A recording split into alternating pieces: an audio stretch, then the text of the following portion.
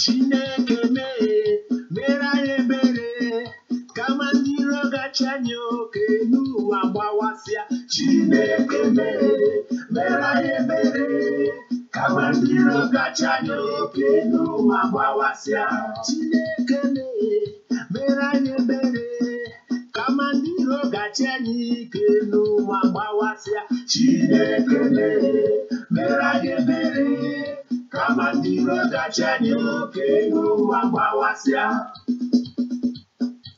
Why you delay? Come and save your nation. Why you delay? Come and save your nation. Why you delay? Come and save your nation. Oh Biafra, why you delay? Why you delay? Come and save your nation. Why you delay? Come and save your nation. Why you delay? Come and save your nation. Oh Biafra, why you delay? Bim-massob, bianu, unu bianu, unda mamiye. Bianu, unu bianu, unda gozi, bianu, unu bianu. Igekwe ka metụ kwara ka nwada Igekwe ka metụ kwara ka nwada Bianu, onu kusi na wosa ka ya mma. Pakumani ya lobe, oyichela, bam. War is an ill wind that blows no one any good. Oftentimes, mere hyperbolic conjectures escalate to full-fledged wars. Therefore, before you utter a word to your fellow man, bite the word with your teeth and see how bitter it is. Remember, materials can be recycled, but words can never.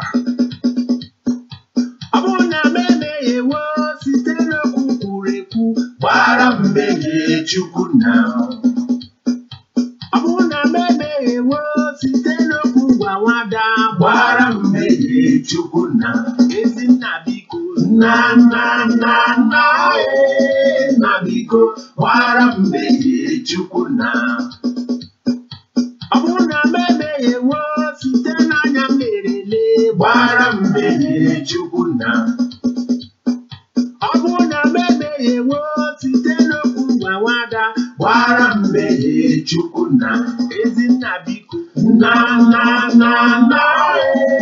Nabiko, wara mmehie Chukwu na. Nabiko, wara mmehie Chukwu na.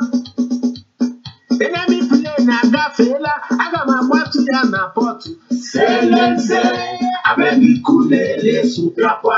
Jealousy, oyije na oyijela. Gbam na yemebe.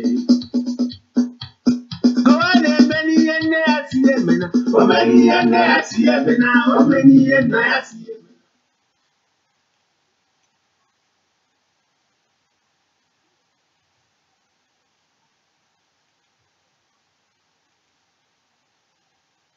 asiyemena, bakumani ya lele, oyichela, bam.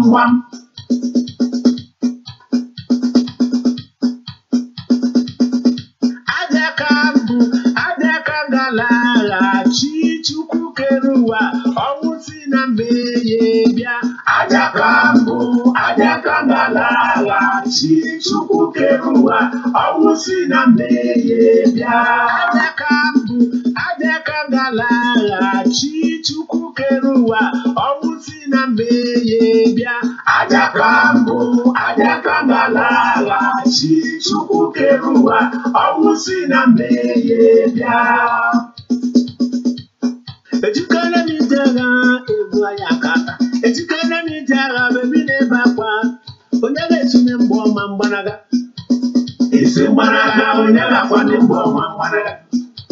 Isi mbanaga onyaga kwani mboma mbanaga.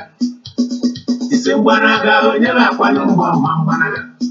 On the 9th of July, 1967, the gallant Biafran troops, led by Colonel Victor Banjo, arrived Ore, but were quickly repelled as fast as they came. Biafra continued to cede territories to the Nigerian troops on all sides. The remaining population of Biafrans were gradually being squeezed together into the little remaining Biafra unconquered by Nigeria. Port Harcourt fell on 19th of May 1966. Owerri fell on 9th of January 1970. Uli on 11th of January 1970. Aba, Umahia, Okigwe also fell to the federal troops. Refugee camps became notorious for their shallow graves, fat green flies, hair lice, bed bugs, and paripata, an obnoxious species of bug that defied even the effects of boiling water. Do you remember the proclamation of Biafra as a sovereign state was made on 30th of May 1967 with just 3,000 soldiers?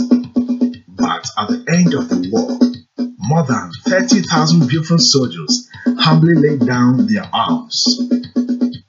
In the annihilation of a folk forced to determine its own destiny, there's nothing holy about others aggravating their calamity. When Allah fights Jehovah, something has gone gravely wrong, and the innocent young and old blight in the name of God.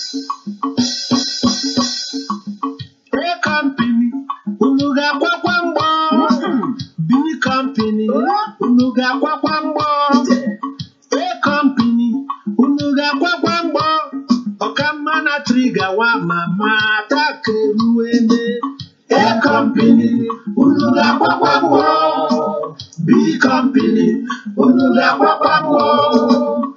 A company, unuga kwakwambo. Okamana trigger wa mama takeruene. A company, unuga kwakwambo. B company, unuga kwakwambo. A company, unuga kwakwambo. Okamana trigger wa mama takeruene. A company, unuga kwakwambo. B company, unuga kwakwambo. A company, unuga kwakwambo. Okamana trigger wa mama takeruene. Iyani busara no wero nyege jebute. Iyani busara no nicho nyege jebute. Iyani busara na sabo nyege jebute. Iyani busara na nugo nyege jebute. Commandant Mengwangwa, Mengwangwa, Mengwangwa. Commandant Mengwangwa, Commandant Mengwangwa. Iyani busara no wero nyege jebute. Iyani busara no nicho nyege jebute. Iyani busara na sabo nyege jebute. Iyani busara na nugo nyege jebute. Commandant Mengwangwa, Mengwangwa, Mengwangwa. Commandant Mengwangwa, Commandant Mengwangwa. Nurolanyo na nurolanyo. Nurolanyo na nurolanyo. Onwe mgbe ike gọwanda.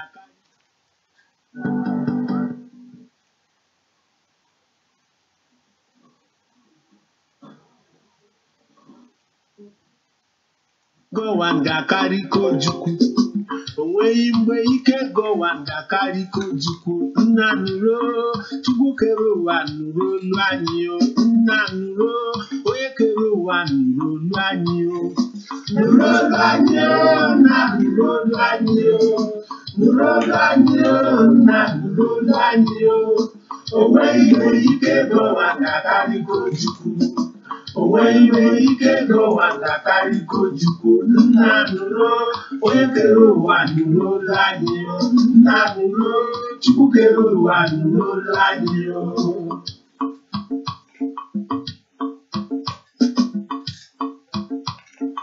Anyị jere jekwute onye nwụrụ ezuru ike gbamgbam ọrụ oyibo. Onye nwụrụ ezuru ike. Anyị jere jekwute onye nwụrụ ezuru ike gbamgbam ọrụ oyibo. Onye nwụrụ ezuru ike. Mgbe anyị jere jekwute onye nwụrụ ezuru ike gbamgbam ọrụ oyibo. onye mụrụ zirike gọvanọ mara akwụkwọ zawa kọnelụ n'ọdara iwu ndị amị ayeye akụgọwanye gọvanọ mara akwụkwọ zawa kọnelụ n'ọdara iwu ndị amị ayeye akụgọwanye onye ọbịara chimo onye ọma bịara chimo onye ọma bịara chimo n'ụwa m n'ụwa ọzọ onye ọma bịara chimo ekele ekelelu m gabọnụ onye ọma bịara chimo n'ụwa m n'ụwa ọzọ onye ọma bịara chimo ekele ekelelu m Biafra onye ọma bịara chimo n'ụwa m n'ụwa ọzọ onye ọma bịara chimo ekele ekelelu m Igbo niile onye ọma bịara chimo n'ụwa m n'ụwa ọzọ onye ọma bịara chimo eburuje gawaje eburuje ebe anyị na-aṅụ mmanya gawaje eburuje gawaje eburuje ebe anyị na-aṅụ ọkpọkọ gawaje eburuje onye tiwe titago nọ n'ụra onye tiwe tite Biafra n'ụra onye tiwe titago nọ n'ụra mgbe nwa agụ tetere eberebe gbuo na onye tiwe titago nọ n'ụra onye tiwe titago nọ n'ụra onye tiwe titago nọ n'ụra mgbe nwa Biafra tetere eberebe gbuo na onye tiwe tite nwa agụ n'ụra onye tiwe titago nọ n'ụra onye tiwe titago nọ n'ụra mgbe nwa agụ tetere eberebe gbuo na onye tiwe titago nọ n'ụra onye tiwe titago nọ n'ụra onye tiwe titago nọ n'ụra mgbe nwa agụ tetere eberebe gbuo na n'alaka m eluigwe n'ala n'aka m dịkwa ọcha n'ekwe aka m eluigwe n'ala n'ekwe aka m dịkwa ọcha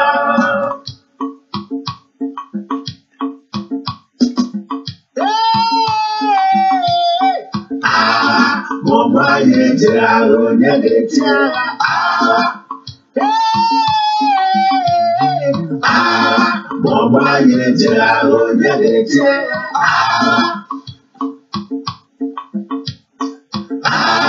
maọbụ anyị ejere agha onye ga-eche ka anyị jee Lagos ka anyị jee Binyo left right Binyo border wayo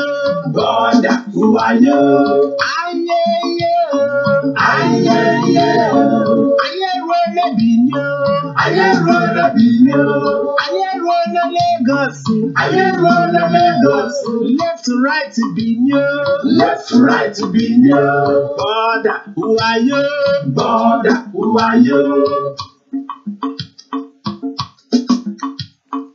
ayeye ogerukwala ni ayeye ogerukwala ni ya wuru n'ụkwụ ya wuru n'aka ya wuru n'isi na ị ga-eru ugwu Awụsa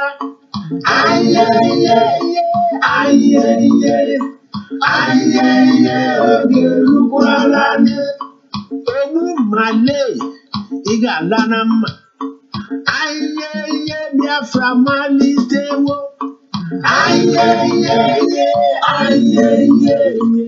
ayeye ogerukwala ni ya bụrụ n'isi ya bụrụ n'aka ya bụrụ n'ụkwụ na ị ga-eru ugwu Awụsa ayeye ogerukwala ni Every sincere-hearted person must therefore ask why. Why must weapons of war be an arbiter for settling human conflicts? Why must there be endless bloody civil wars in Africa? Hausas, Igbos, and Yorubas killing one another. Mandingos, Krals, and Fulas entangled in a vicious ethnic cleansing exercise. Hutus and Tutsis engaging in deadly conflicts. When mediations and delegations fail in Africa, differences are always settled in battlefields, and any side backed by the diabolic Western godfathers always wins. Why has United Nations failed woefully to call their member states to order? When shall every citizen of this earth be free? Mankind must be quick in putting an end to wars, or wars shall put an end to humanity. Omeni komen anganga Biafra gadiadio. Sawan, sawan, sawan, sawan, yo, sawan, sawan. Oye merenjo, go on, ewo, go on, elisio merenjo, go on. Oye merenjo, go on, ewo, go on, elisio merenjo, go on. Ole lisi anye bine, aye, ye. Ikuke buru ho, aye, ye. Gowanu si anye bina o, aye, ye. Awolowo si anye bina o, aye, ye. Obasanjo si anye bina o, aye, ye. Adekunle si anye bina o, aye, ye. Danjuma si anye bina o, aye, ye. Monitora si anye bina o, aye, ye. Kwani ikuke buru ho, aye, ye, ye, ye. Ikuke buru ho, aye, ye. Ikuke buru ho, aye, ye, ye, ye. Ikuke buru ho, aye, ye. Iye kamalele, iye kamalele, iye kamadino korobia. Kowanu wanya aye were bubaya, iye kamadino korobia.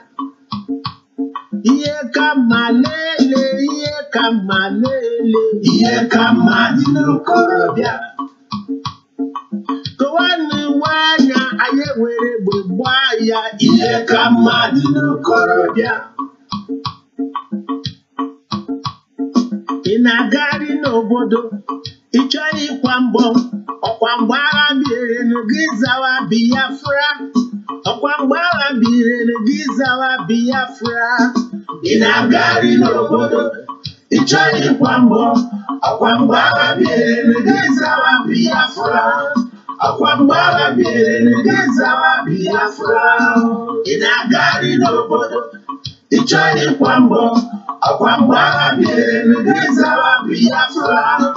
Ọkwa mgbe agha biri gị zawa Biafra.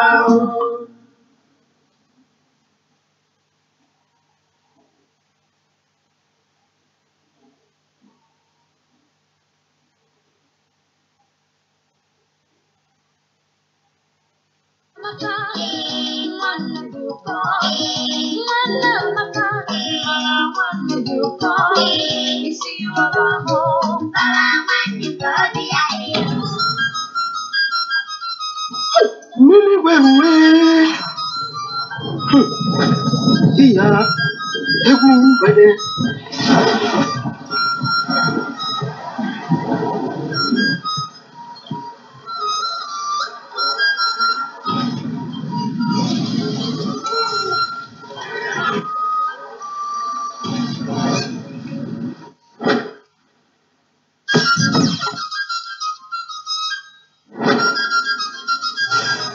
The time shall come when many kingdoms will be struck by strange illness. The solution, the remedy, will be ready.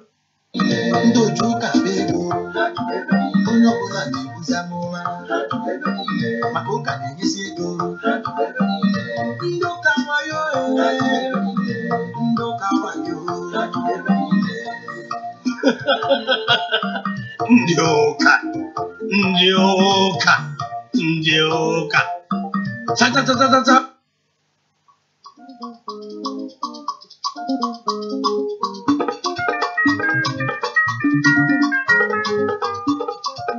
Ụmụ Chineke ụmụ Chukwu okike ọbịama nwa Chineke egwu adị ya maka ihe ọma na Chukwu okike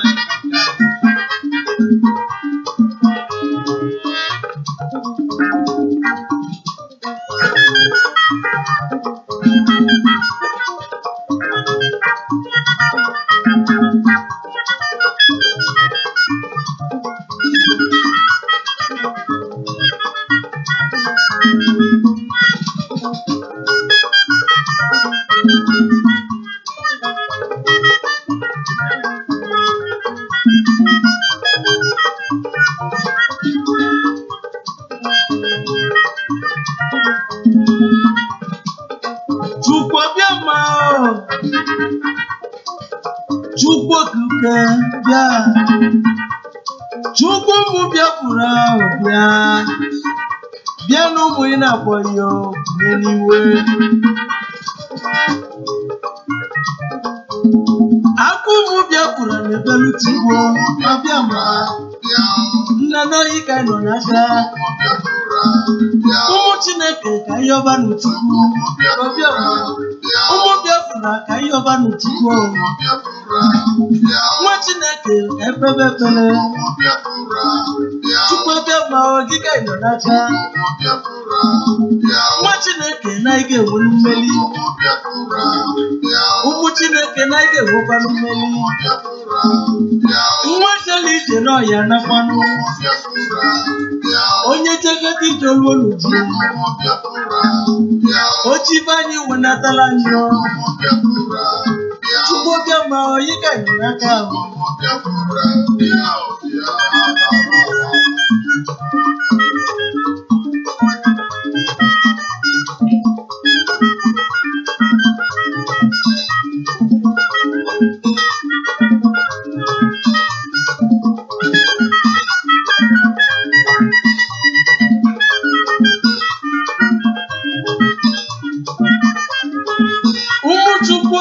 nwa mmeri nwa Chineke na ị ga-enwekwanụ mmeri ụmụ Biafra bụ ụmụ Chukwu ụmụ Biafra nwa nke Chukwu onye agbakọtakwa na yalụ onye agbakọta na kwụsị n'ụzọ oyima onye bụ na jisie n'ike obodo mma na ọ bụ nke anyị ncha ọ dị mma Biafra bụ nke anyị niile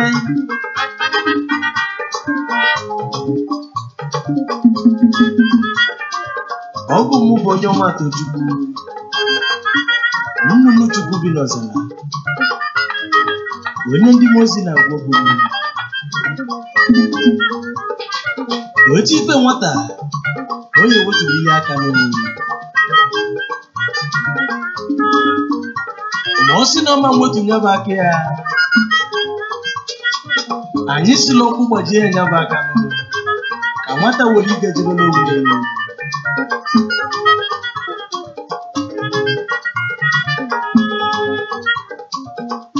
nwa Chineke nwa jere ije ya nakwanụ ọbasie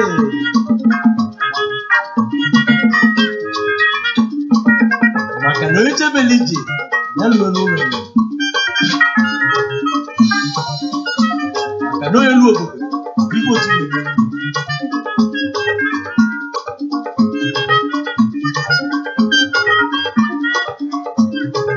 anyị Biafra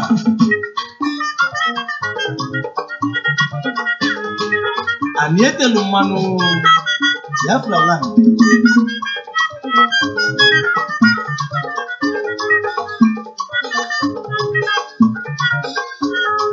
mmegbu na-emegbu ụmụ Igbo dị mma ugbugbu na-egbu ụmụ Biafra dị mma afụfụ anyị na-ata nọ na-ewute m ebelu ụmụ ogbenye nọ na-emenwu alili ụmụ Biafra emegbu ụmụ Chukwu ya anyị bụ ụmụ Chukwu Obiama, ụmụ Chineke na anyị ga-enwe mmeri nwa nke Chukwu. Nwa Chineke ka yọba n'Chukwu, ụmụ Chineke ka yọba n'Chukwu a. Chukwu Obiama bịa n'ụlọ anyị ọgwa anyị. Chukwu Obiama bịa nyere n'anya aka. Nna so ya oge n'aka ya ka anyị nọ ụmụ Chukwu.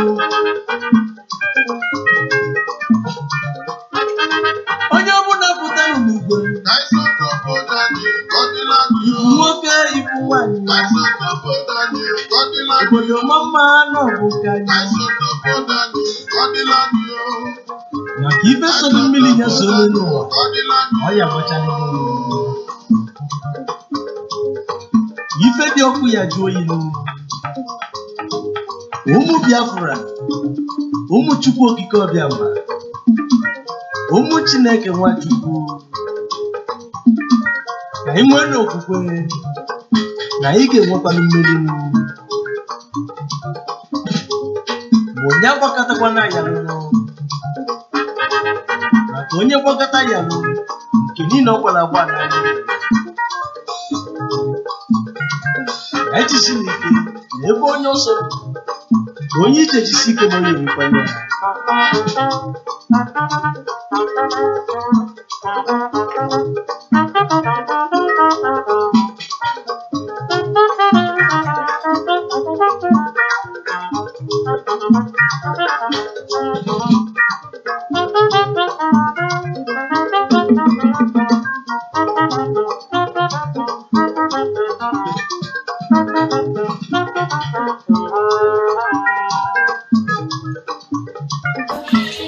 Mmegbu a na-emegbu ụmụ Biafra adịrọ mma.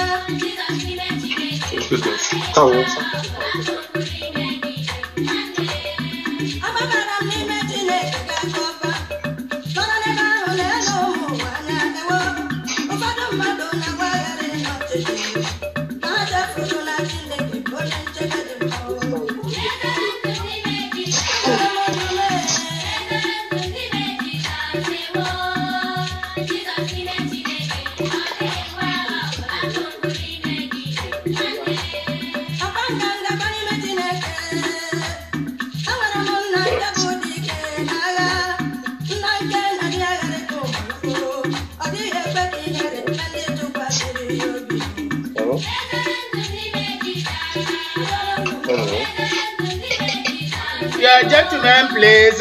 Once you hook on the mellow down, because the system is quite on, whatever you say is being heard any part of the world where Biafrans are residing.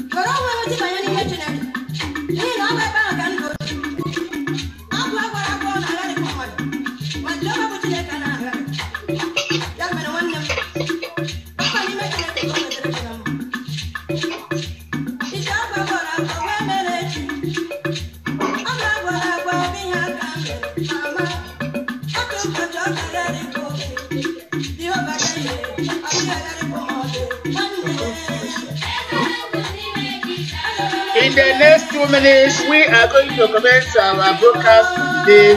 Already the system is on and Biafrans are already hooked on to this particular edition of our broadcast coming to you from the Voice of Biafra International, Germany.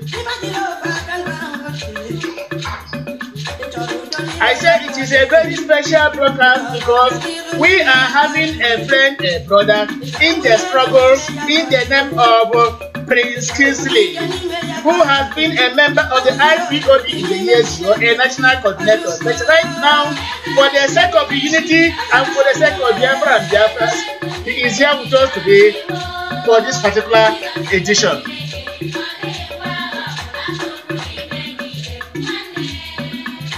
In less than 1 minute, the business of the day is going to commence.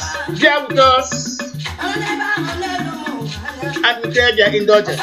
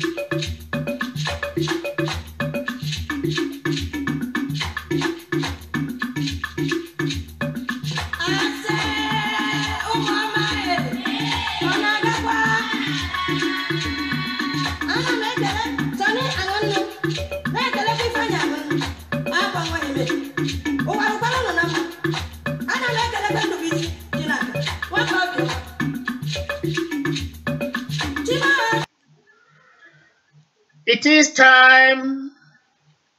It is right now 20 o'clock in Western Europe, 8 p.m. in Biafra land, same time 8 p.m. in the state of Nigeria.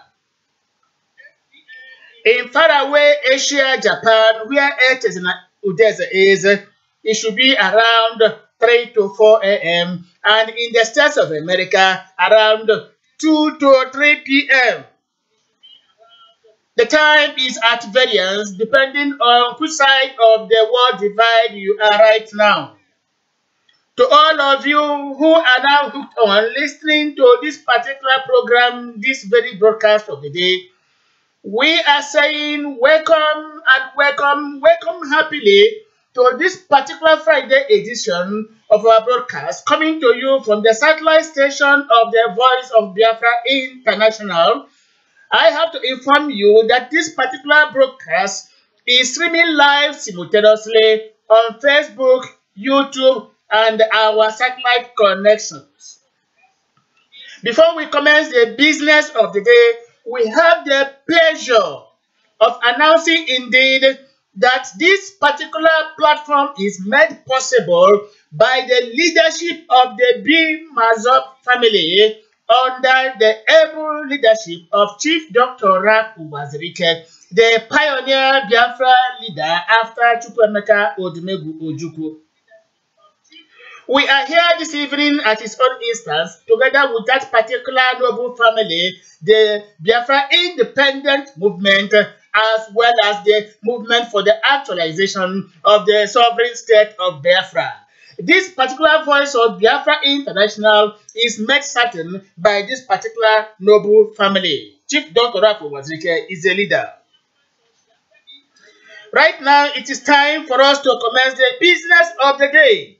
Let us know those who are already online, as we are right now starting. Right now, of course, not many online because of network connectivity. But I have to say, before I begin to introduce to you who are online this evening as members of our crew and our August visitors to this particular day, let us briefly enjoy a little bit of Biafra women's cultural dance.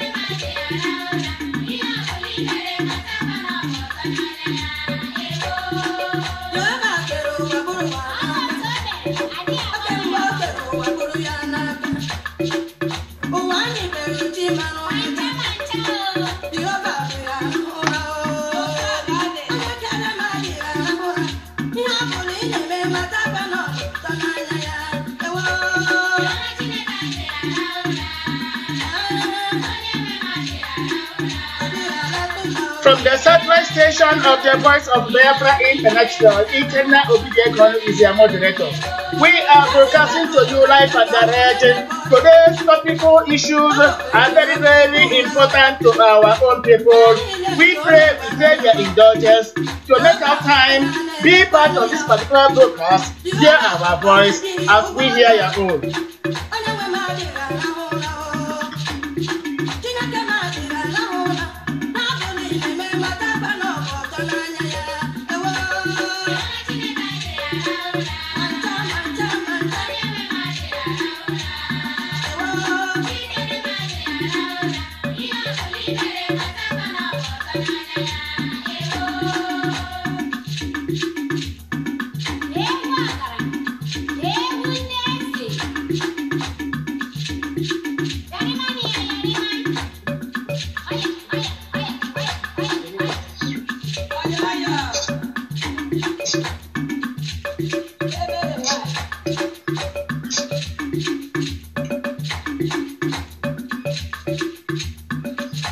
Thank you very much, my people of Biafra. Thank you for that your patience as we listen briefly to Biafra women's cultural dance. Now we have to move into the business of the day proper. Let me begin by introducing members of the vobi crew who are already gathered right now for this particular special edition of our broadcast, which comes to you from the satellite station of the Voice of Biafra International under the platform of the bim-massob family led by Chief Doctor Rapo Wazirike. We owe him a lot of gratitude. With me right now from Ghana, let me start from our West African sub-region, is Uchenna Digi. Uche Digi, you are welcome to the program. As we ask you, please, to take a minute, introduce yourself once again to our new listeners, and say welcome to all Biafrans who are hooked on right now to this our particular broadcast. Uche Digi. Oh, Biafrans, I hope you can hear me, bro Ikenna. We are hearing you loud and clear. Okay, my able moderator, I am saying happy Ash Wednesday and the Lovers Day as well. And all the Biafran family all over the world, friends of Biafra and the friends of freedom, we are saying thank you for listening to Voice of Biafra. This is Uche Joji speaking right now from Ghana. I'm saying thank you and welcome for today's edition. Very important. Thank you. Thank you very, very much, Uche Digi. I have to say that your voice is loud and clear, and let us pray that the services continue like this unabated to the end of this particular special edition of our broadcast. From there, let me move down to Japan, where Echezona Udeze is just waking up from early morning sleep. Echezona Udeze, welcome to the program.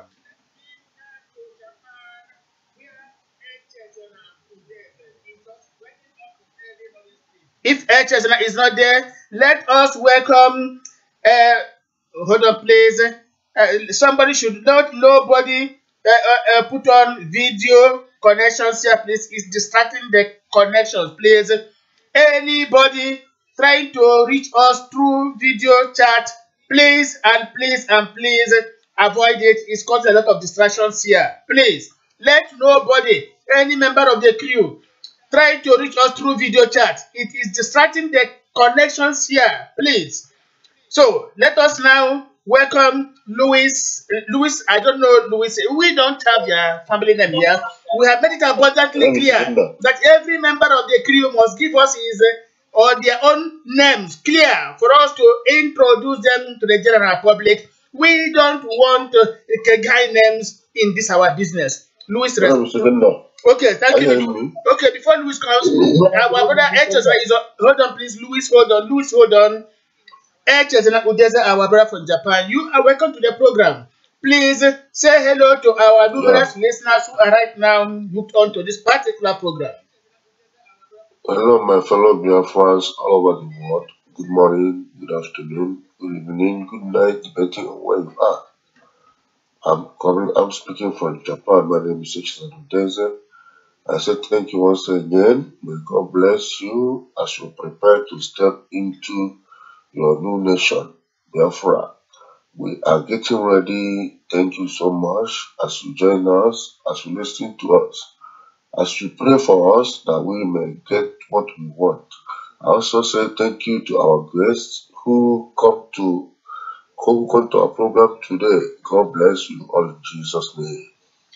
Thank you very much, our brother HS and Udeze. We are indeed deeply sorry. Always waking you up from early morning sleep, which you are supposed to be enjoying with your family. But because of patriotism, which is deeply built in you, you are awake to help and be part of the whole system. We thank you 1,000 times. Louis, I don't know your family name, and I would rather, before the next broadcast, you have to remove this whatever here and let us know your family name. Please introduce yourself, Louis. Yeah, good evening, good evening, our audience. They can already know my family name. My name is Louis Aripo, and I want to welcome our audience to today's broadcast. And Lagos. Thank you. Okay, thank you very much. That is Louis Aripo, right now joining us from Lagos, Nigeria. Let me see other members who are connecting to us now through Skype. Chijoke is not yet there, but has given signal.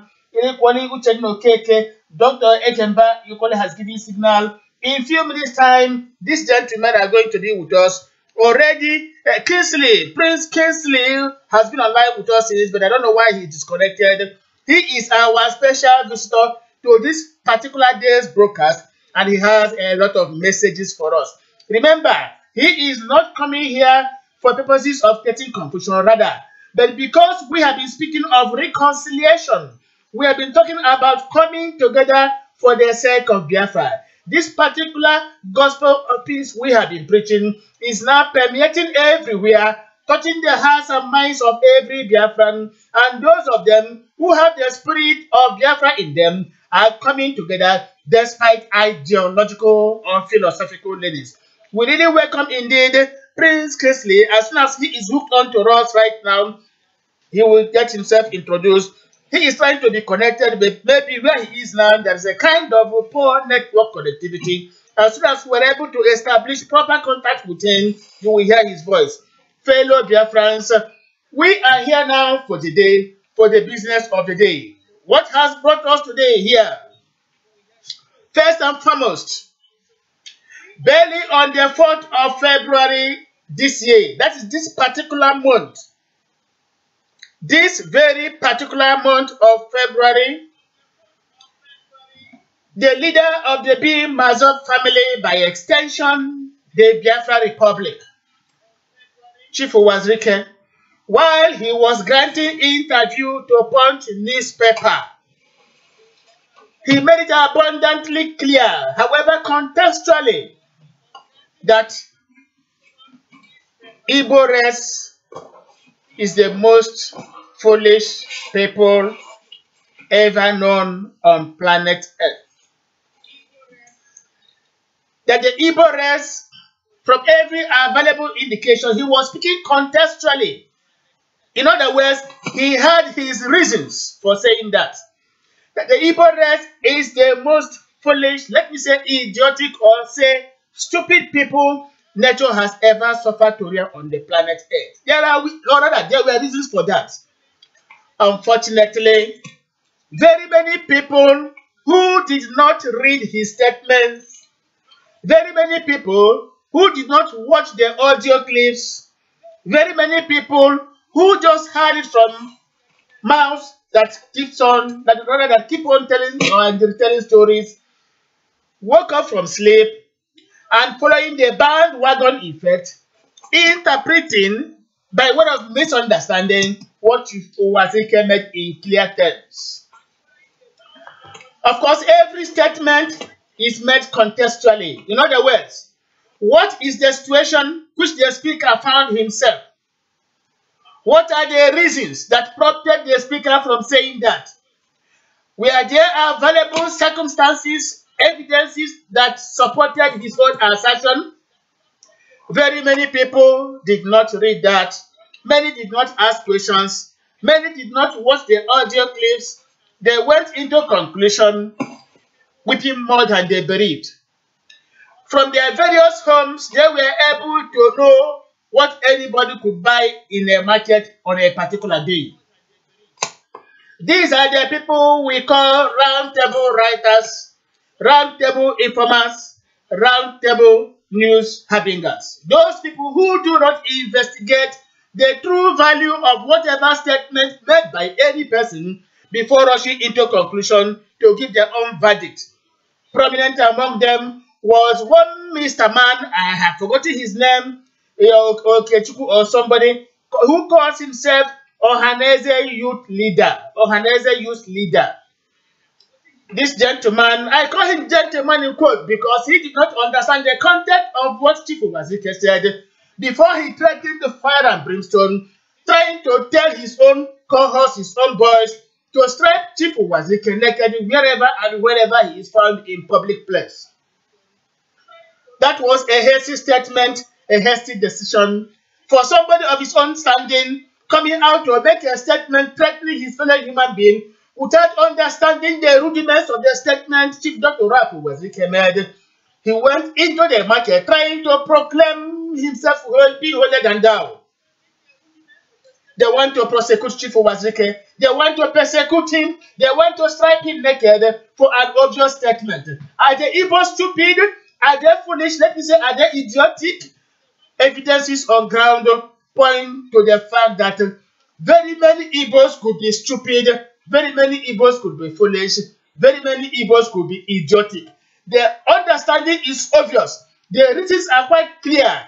The way Igbos behave, the way they act, the way they relate with their fellow Igbos are proper, clear indication that something is definitely wrong with the average Igbo man. In terms of character and characteristics, there is something wrong with the average Igbo man. We are here this evening to tell you some of those things that are very much wrong with the Igbo man. But before we go there, let me give to you, for the sake of doubtful Thamosis, what indeed Chief Dr. Rafu Wazike said, why he meant that Igbos could be stupid or say foolish is even an appropriate word. First and foremost, prior to 1999 election, when Chief Olusegun Obasanjo and Dr. Alex Ekweme were vying for the presidential slot of the PDP, at a just convention where the PDP as a party was trying to pick a presidential candidate, the Igbo people who were there, the Igbo political elites who were there, were the very persons that betrayed their fellow Igbo man. Very many Yorubas supported Dr. Alex Ekweme. Very many Hausa people supported Dr. Alex Ekweme because of his own profile, intimidating profile. Among those gathered that particular day, he was the most qualified, having been one time a vice president to a civilian government, not to Obasanjo, who was once a head of state to the barrels of the gun. In terms of democracy, Dr. Alex Ekweme was the most highly qualified. While he was there, some Yorubas supported him, some Hausas supported him, but his own brethren were the very ones that there at just convention betrayed one of theirs. We have to mention names because we don't believe in speculations. For those of you who rushed into the conclusion trying to condemn Chief Wazike, you have to understand the very perspective from which he was speaking. It was the former governor of Old Anambra State, Jim Ifeanyi, who went to just convention and started speaking Hausa language to disfavor Dr. Alex Ekweme.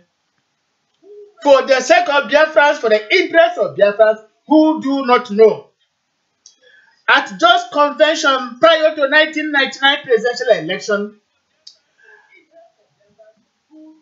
Chief Jim Nwobodo, former governor of Old Anambra State, had to speak Hausa language against his own brother, Dr. Alex Ekweme. The intention was to sway the audience against Chief Ekweme, and of course, it worked to his own favor. If an Igbo man could speak in Hausa language instead of Igbo language, trying to disfavor his own kinsman, what else are we talking about? Is the Igbo man not stupid? Apart from that, after the just convention, it was even Ojus Okalo, former governor of Abia State, who equally supported Olusegun Obasanjo because he had gubernatorial ambition by giving to the party, to Olusegun Obasanjo, there's a whopping sum of 100 million. A whopping sum of 100 million that was meant to work against Dr. Alex Ekweme. Now, could you imagine that? Two prominent Igbo sons, two prominent Igbo men, two prominent Igbo figures moving down to just colluding with other members of the party to work against their own brother, Dr. Alex Ekweme. These were some of the reasons which Chief Dr. Ralph Wazike gave to our people, which made him to say that Igbos could be stupid, could be foolish, even on planet Earth. That is not contestable at all. It's quite obvious. He rather used a very polite word. Fellow Biafrans, we have a lot of things to prove a fact, to the point that many Igbos are indeed foolish. Remember, when Chief Wazike was saying that, he never meant that every Igbo man is foolish. Go and read the grammatical content of what he said. Let me tell you, to those of you who do not understand the simple grammar, if somebody says all Igbos are stupid, mark my words, all Igbos are stupid, that does not mean that every Igbo man is stupid. No, it is only some Igbo men. But when somebody says every Igbo man is stupid, that means every Igbo man, no exception. Let me repeat, like a teacher in the classroom, in grammar, in contextual grammar, semantic grammar, when somebody says all Igbo people are stupid, that does not mean that every Igbo man is stupid. It means rather some Igbo people. Go to Concord Dictionary. Go to Random House Dictionary. It is there clear. Go to Webster Dictionary. It is there clear. But when somebody says every Igbo man, that means one after the other, no exception. So when Chief Wazike was saying all Igbos are stupid, those of you who could not understand the grammatical gymnastics went into a conclusion condemning him for condemning the entire Igbo race. No. Chief Wazike would have condemned the entire Igbo race. For those of you who never understood the simple grammar, know it now. That indeed, some Igbo people could be stupid, as happened at Just Convention, where Ojus Okalo donated 100 million against his own kinsman, and where Chief Jim Nwobodo spoke Hausa language against his own kinsman, equaling Dr. Alex Ekweme. Now, before we bring other reasons why some Igbos could be stupid, we have a lot of manifold reasons, very many reasons why we have to agree that many Igbos are stupid. Before then, let me go to members of our crew who are watching to hear their opinions. You are there. Do you have anything to say in this regard?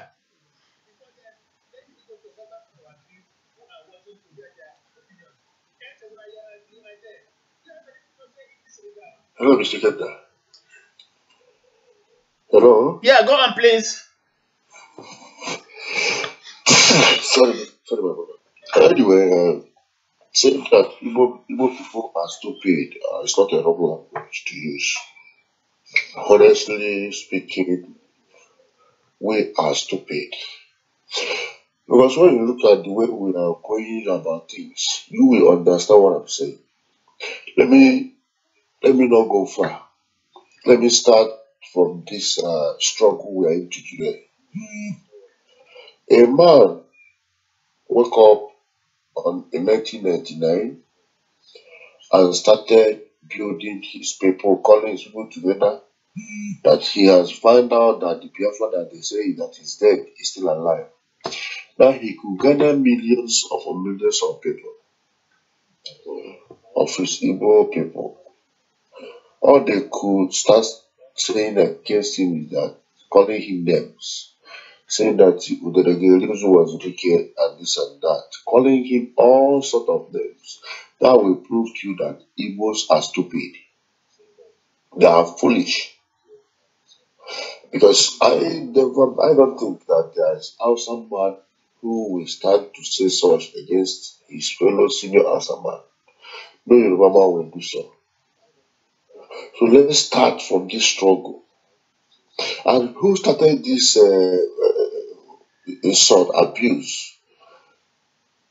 This was Rike. It was a person who he picked up by himself and fixed into struggle and cleanse him and wash him and make him somebody. He now wake up against him. When they say Igbos are stupid, Igbos are stupid. That's the simple truth. You know, I used to say that when people say that Igbos doesn't love themselves, though our people attack those that say it, but there are two people who still make this statement. One of them are people who love Igbo so much, who know the foundation of Igbo and the old love among Igbos. And the other part of them are people who hate Igbos naturally. They just say it to intimidate Igbos. Because anybody who knows Igbos of 80s will tell you that Igbo doesn't love themselves. That's very clear. Because when you talk about that love of 80s, early 90s, you will prove that these people love themselves. Let's, for example, there was a time in Idumota that Yoruba people always fight us, attack us, took away our goods, caused some, stupid fight among us. That very particular day, I think 2002, 1992, sorry, when they strike against our people at Idumota, starting from Adeniji Adere, that very day, the next morning, all we could see is about more than 60 luxurious buses from Onisha down to Ido Park, all filled with Igbo youth called Omata those days. When they landed at Idumota, people knows that these people mean business with a lot of empty Igbo men. When they came down from the luxurious bus, every Yoruba man, every Hausa man, every non-Igbo man was shocked and surprised. They spent 2 weeks in Lagos to defend Igbo people and fight for Igbo people. But today, where is that love? Today we are stupid. That is simple language to use for it. We are stupid. Talk of those days when Igbo people are not stupid, when Igbo people are wise. I said it before. I could remember 80s when something will be happening in a village. Somebody will shout, everybody will come out and say, who is that person in our village, in our community? They will fight. But today it is that stupid man. Let them kill him. We don't care. So honestly, we are foolish. But I pray that we will remove that foolishness and replace it back with our wisdom. A person who stand against his own brother, a person, that person is worse than devil. That person is worse than Satan. You stood against your own brother not to move. And that has been the problem. This set of foolish people and stupid people, when they block their own brother not to go, whenever you touch them, other people want to fight for them, but it doesn't work. Because the Bible said that what you give to others is what you will receive. Whatever you sow is what you receive. We have been doing this. It's only Igbo man in Nigeria that will tell you that he rather do business without someone that is a fellow Igbo man. It is only Igbo man that will tell you that he rather do business with your woman than Igbo man. It's only, yes, we know there is other tribes have their own internal problem, internal crisis, but they know how to handle it. Come to here in Japan, we are facing the same thing. And Igbo man will tell you that he will go and load his container in a South American person company instead of his own fellow Igbo man. He can go to Ghanaian person, Cameroonian person company to do his business instead of doing. But I told him that I am Igbo man and I will not be foolish and I will not be stupid. That if I went to Igbo man company to load my container and he told me 100,000 a year, if South American person, Peru or Sri Lanka people told me 90,000, I will forfeit that extra 10,000 to my own brother, Igbo brother, to make that container, because I know that that money is coming down to Igbo land. That money is coming down to Igbo land, not going to South America, not going to North America or going to another country in Africa, but it's coming down to the country. Honestly, our people need to we need to work on our people. We need to rebuild our people. Our foolishness is even more than, I don't know how to explain it. Just watch this struggle of Biafra. Everybody is so foolish, thinking of what to get. Everybody is so greedy, thinking of, nobody is thinking about the killing. Even some of them who is confessing that the killing is too much, is something that attacking the Nigerian government, they don't mean it. They're just saying it to cover up. Because inside them they are foolish. They're stupid. It doesn't pain them, but they pretend that they are feeling depends. This body of a person who happens to be the president of this Nigeria today. It's because of our foolishness he used us against ourselves. Okay, please, you hold it there. I will come back to you. Please hold it there. I will come back to you. Let me say this, and I ask somebody question again. I come back to you. Now, you mentioned something about this our struggle. Chief Uwazirike reinitiated this particular struggle at a time when it was even considered treasonable mentioning the name Biafra in Nigeria.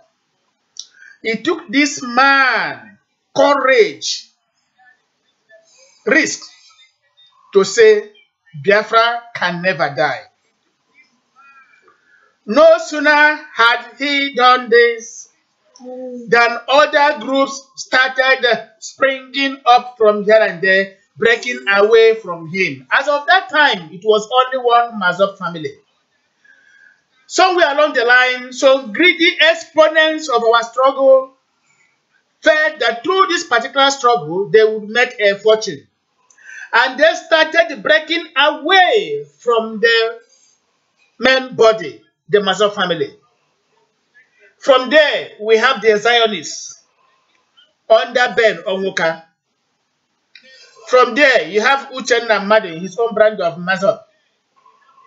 From there, you have the most vicious Nnamdi Kanu, IPOBRBN, who converted the Radio Biafra given to him by Chief Uwazirike into a private property. From there, you have the Bilie Human Rights Initiative.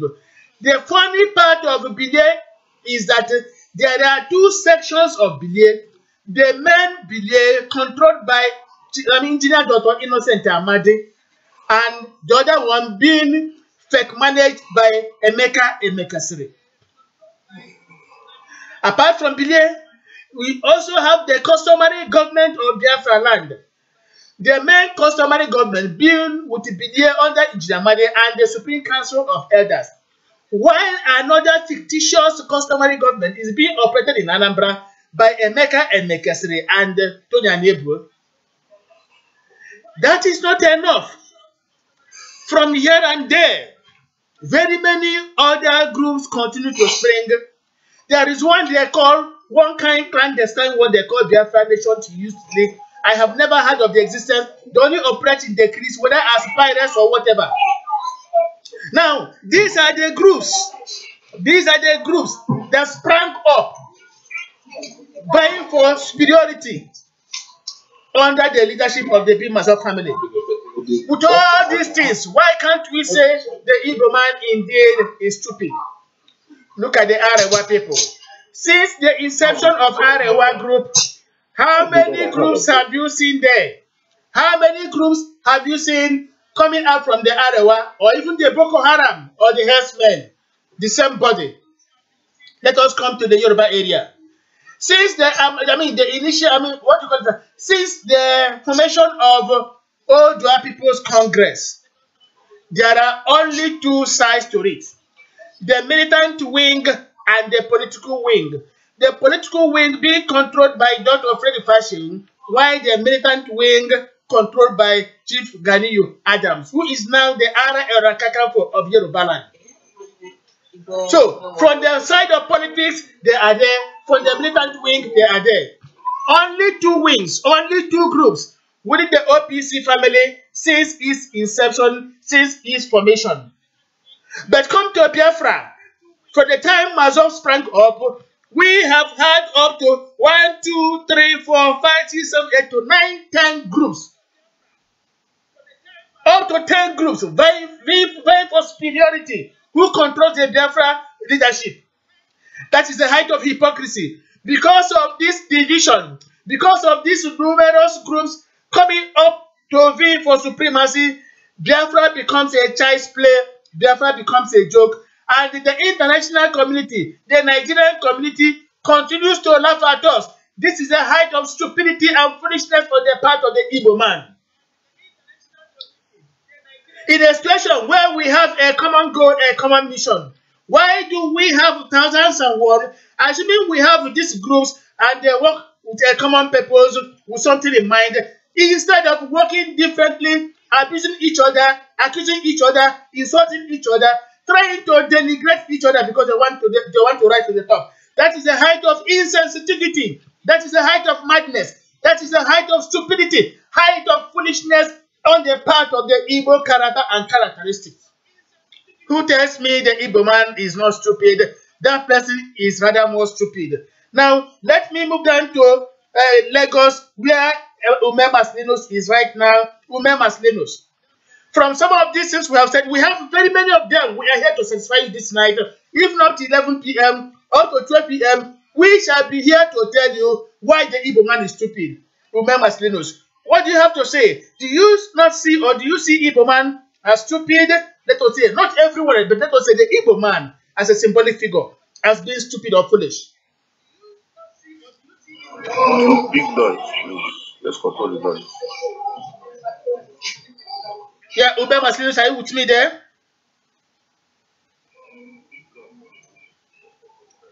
Okay, Uche Diji, Ghana. Do you consider the Igbo man not stupid because of his own varying and contradictory activities?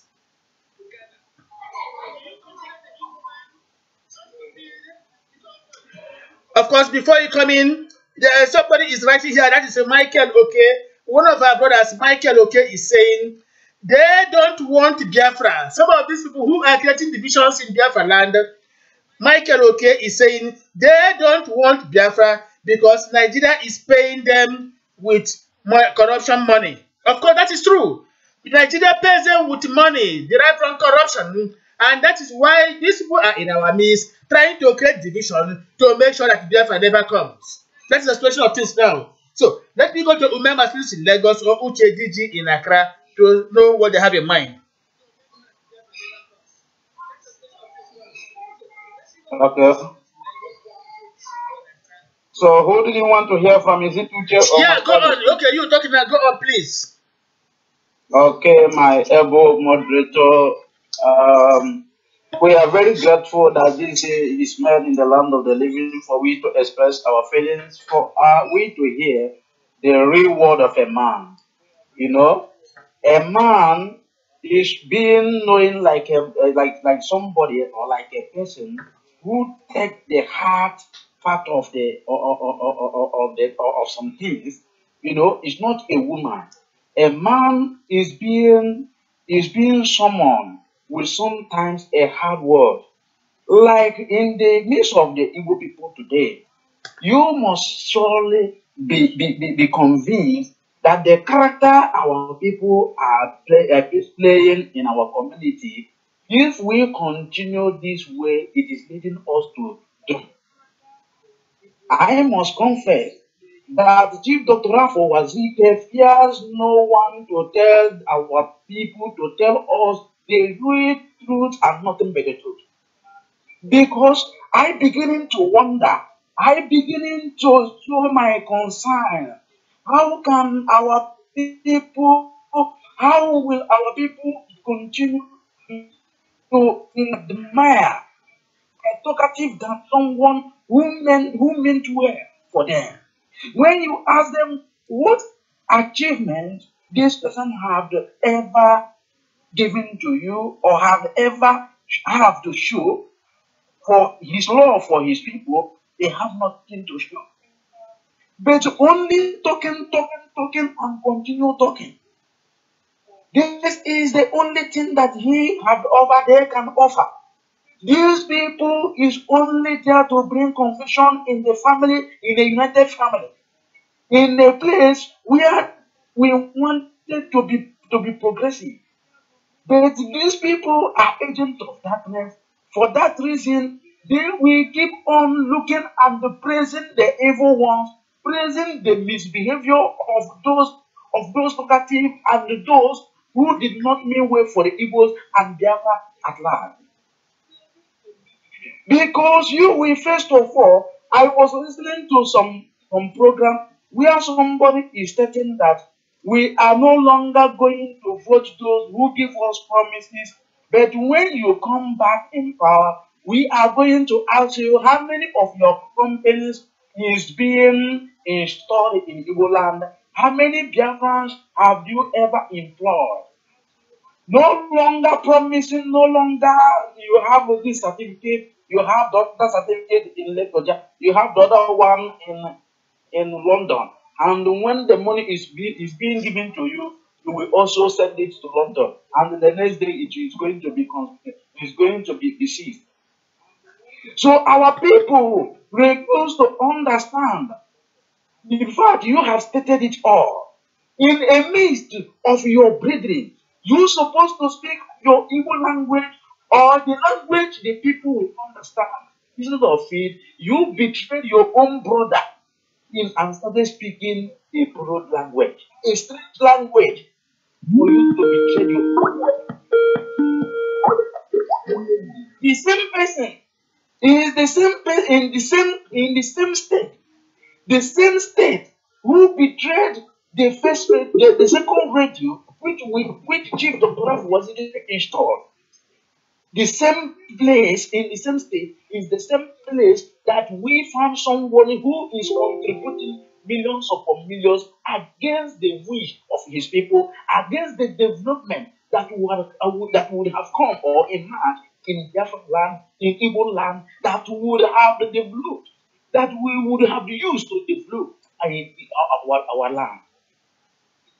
So what do you expect from these same people who bring confession, who is there only to talk and talk without any remedy to cure, without any common solution, without being ready even to work for the development of their own people, for the betterment of their own people, who are there only to get completion, only to look when you make the mistake or when you are going to go wrong, or only even they do not even allow you to make the mistake before they begin to study something that looks as if made a mistake.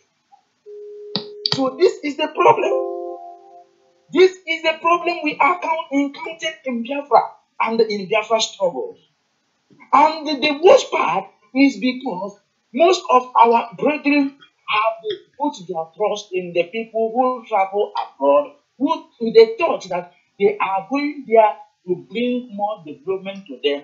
Because of that reason, they do not know what they are even doing there. Whatever they said, they carry it on their head without asking questions.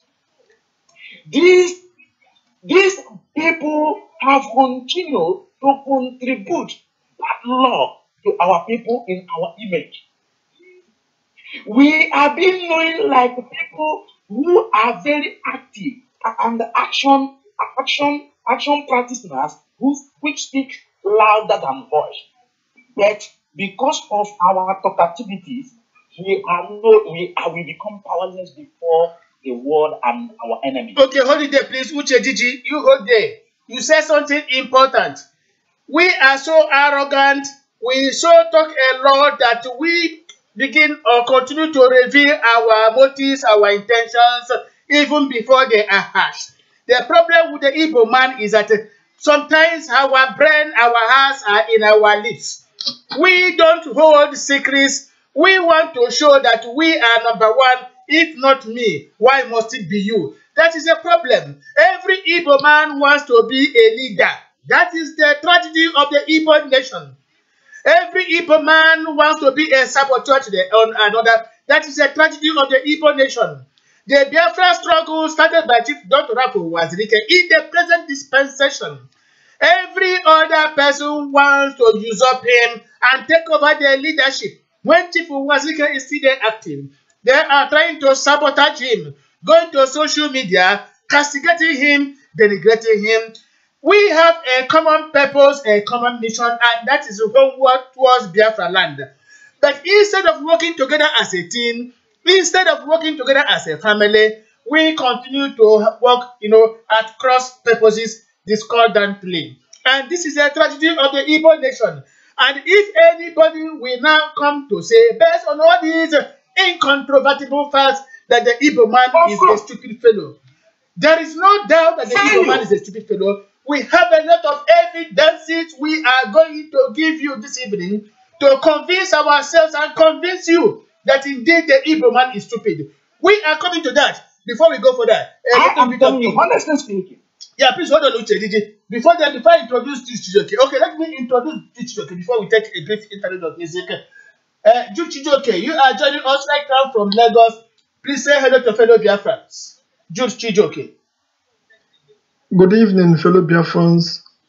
This is Jude Chijoke, and I am joining in from Lagos, Nigeria. Thank you all as you pay attention and listen. Thank you. Thank you very much. So, before we take on our questions again, let us briefly listen to Igbo cultural music.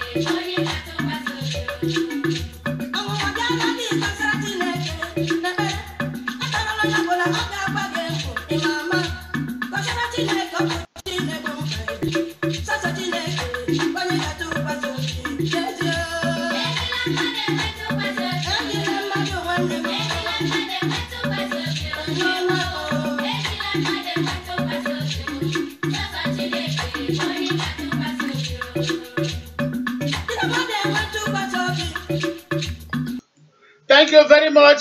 Let us take it that way. You know, Biafra Women's Cultural Day Group dance. If we keep on listening to that, we are going to forget any other activity.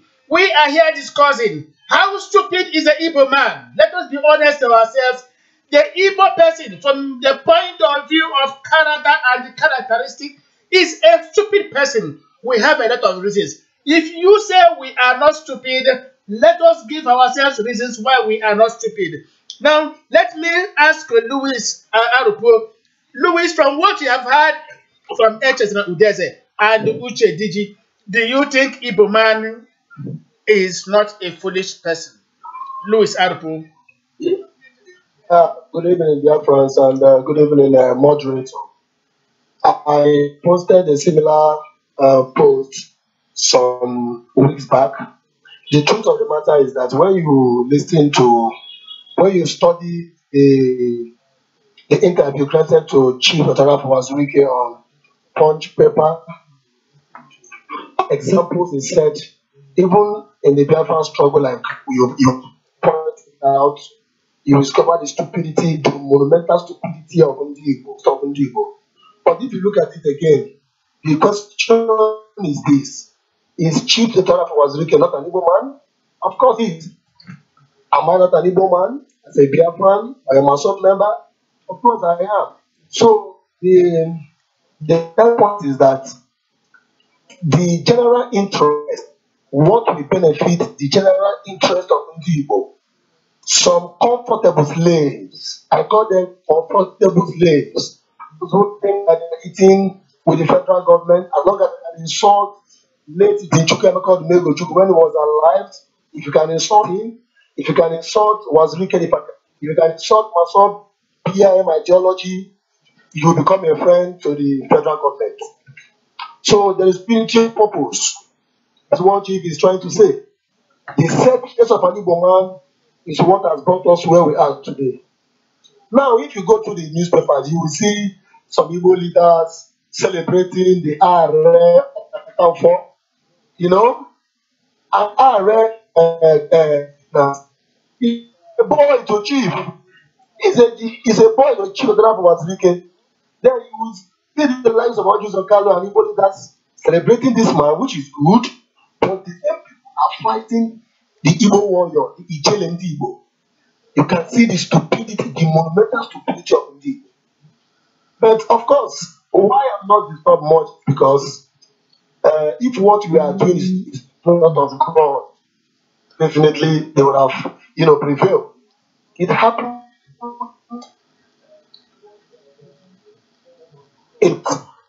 There are some of them who were eating with the house of Pharaoh, and when Moses came up to liberate the people of Israel, were not able Moses. Do you know what I'm saying now? So, and the Jews are very stubborn people, and we share the same heritage. Very stubborn. So I'm not surprised anyway. But whatever is of God, that the mind of man, it can never subdue what is of God.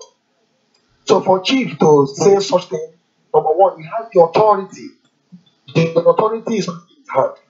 Exercise that authority to his fullness. Not even the federal government, not even the politicians themselves. The young man who opened his mouth asking what informs for that decision that he took. Even the Ohanese and the Igbo leaders, the local leaders, they cannot hear what you said because God in this struggle. Let me juxtapose a little. the struggle to apartheid in South Africa, the king of Zulu's party against the main group, ANC under Mandela. They suffered the same fate. Now, bim-massob, the real group fighting for Yeah, Louis, I think network is breaking down at your own end. Network is breaking at your own end. who felt that would be can you hear me now? Are you hearing? Yeah, it's still fluctuating. We are not getting you clearly. Okay, maybe I'll be back. I'll be Okay. back when the network is clear. Okay, thank you very much. So, fellow Biafrans, we are here discussing how stupid, how foolish is the average Igbo man. And we are here to give you very many instances, convincing instances, which go to show that indeed, comparatively, the Igbo man could be stupid. We have given you a few reasons. We have more in abundance. That a struggle we started not long ago. We have now had very many factions fighting for the same thing and yet not agreeing on a common ground. Time and time ago, a lot of moves were made to bring every group together for us to agree on a common purpose and be able to achieve the Biafra of our dream. But because of selfish and inordinate ambition, some of these group leaders refused to heed the clarion call. Louis Aripo said that the Jewish people indeed were a stubborn people. Of course, these are our ancestors. Because they were stubborn, God had to allow them to pass through the way of the Amalekites and the Philistines before they reached the promised land. And across the land of the Philistines, across the land of the Amalekites, very many of them died in the process. At last, in his own infinite mercy, he allowed them to enter the promised land after 40 years. In the same vein, the Igbo people, the Igbo race, we are a stubborn human being. For a study we have conducted, for a measure we have known, the Igbo man is hard, difficult to govern. A struggle we started not long ago. See how many factions fighting for supremacy. Yet at the end of the day, instead of moving forward, we are dragging ourselves backwards. And of course, Valentine Bugodi is saying that the only way we can use to achieve Biafra is for all of us to come together under one enlightened vision. This is a tragedy of the Igbo man. When an Igbo man is moving forward, his own Igbo man will go and sabotage him. In business, in arts, in any other craft. The Igbo man is there moving forward, his own Igbo man will go there and be the Ifajina. This is the tragedy of the Igbo man. Igbo man pretends a lot, he talks a lot, he pretends, he says he's the be-all and the end-all. Even though he is dying and dying by installments, he will never accept that he's dying until he is buried in the grave in peace. Let us take another example. Before then, let me move on to Benue State and introduce Uchenna Okeke. Uche, you're welcome to the program. Uchenna Okeke, you are welcome to the program. Are you there? No, we don't have much time to waste. So, right now, I will come to you, of course. The Igbo man is... Okay, are you there? Please say hello to your fellow Biafrans who are now listening to the program. Good evening to all Biafrans and friends of Biafrans. You are welcome to today's broadcast. Thank you very much. Now, we are here discussing because of the behavioral antithesis of the Igbo man. The Igbo man could be classified as being stupid. Don't you worry about it. I am an Igbo man. I am not excluded from that particular negative description. Because we don't agree. Biafra is there at our own doorsteps, but because of our stupidity, Biafra continues to be a pipe dream. Instead of coming together to achieve harmony, we are dancing discordantly. Everybody wants to be the Ohamadike. Everybody wants to be the supreme leader. Everybody wants to be the head of the customary government. Everybody wants to be the president of Biafra. A Biafra we are still not yet achieved. A Biafra still on the making. People are already struggling for leadership, trying to use the stupidity still of the Igbo man to make a fortune. Today, some of them have made their fortune and disappeared into the air. These were the people who came and promised us an open sesame Biafra. Who came to tell us Biafra could be 2014, Biafra could be 2015, Biafra could be 2016. Year in, year out, they keep on promising us the same Biafra. Biafra becomes a deferred expectation. At a point, they promised us Biafra in 3 months.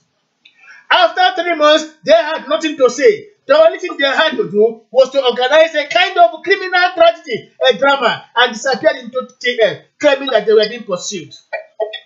And many heads rolled. Many of our young boys and girls were killed. Is that not the mark of stupidity of an Igbo man?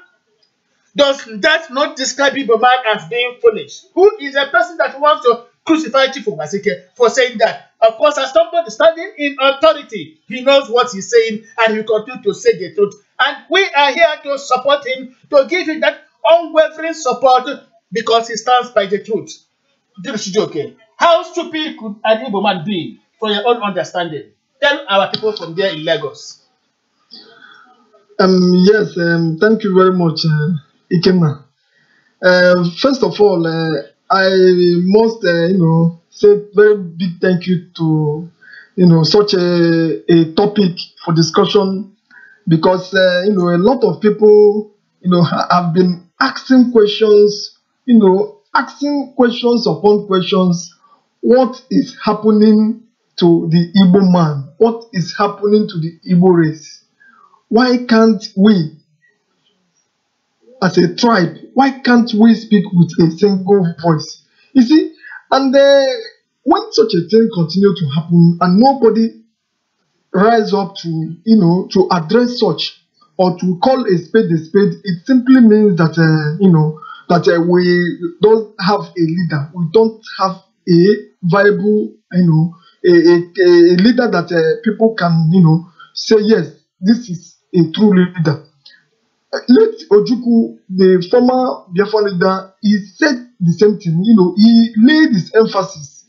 Even when the Igbo man goes across the different part of the country, in Nigeria as a whole, to build a very big monumental structure, he always comes there if he is invited, but he always used to drop a kind of a proverb or a parable to them that na tabunu iyobunu na-eme bunatania n'ụlọ, because he always know that our people, you see, that has been the problem. It is very, very saddened. I don't know how to start, because from the beginning, I have always been an advocate in defending my own dear tribe, but at the same time, that will not stop me from standing, saying the truth and standing by my own views. Because other tribes in Nigeria are usually good in saying one thing. They usually say that Igbo man loves money. Igbo man loves money. Some people will say, does it mean that other tribe doesn't love money? It is not that way. Igbo man loves money to the point of betraying, sabotaging his own brother, his own people, and his own race in general. That is what that particular word, is pointing out to. Because, for example, if you look at the Igbo politicians in Nigeria, they are the most stupid people that I've ever seen.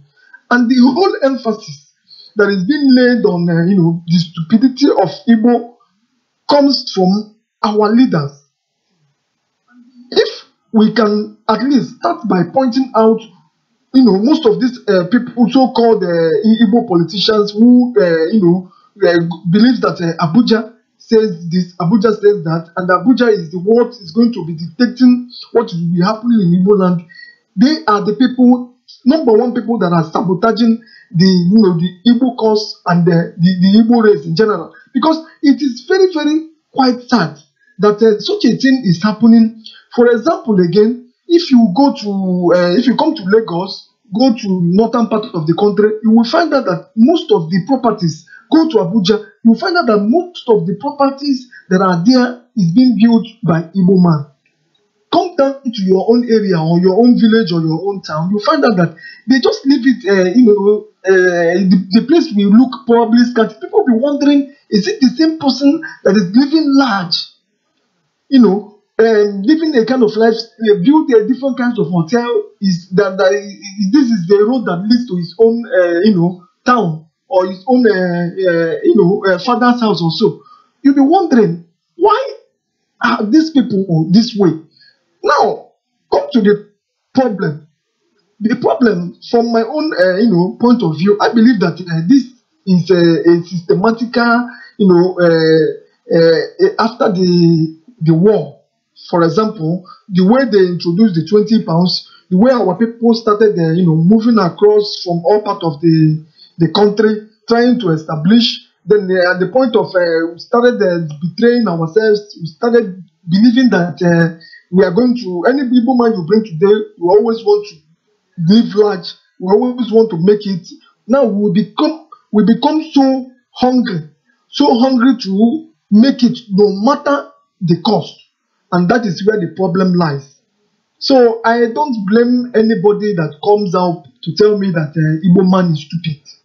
Because by the time the person started giving his emphasis, you will find out that it is really an understatement calling Igbo a stupid man. Okay, Holiday, I will come back to you. Remember, we take it turn by turn. We still have other topics to discuss here. Please, we have other things to discuss that make Igbo man so stupid. We are taking them one by one. Please hold on, please. Jude, you said something very, very important, and indeed is one of the topics, one of the things, reason agencies we are going to address this evening. What makes the Igbo man stupid? Look at that. Igbo man has no house in his own village, his own family, compound. Igbo man has no house in his own village, his own community.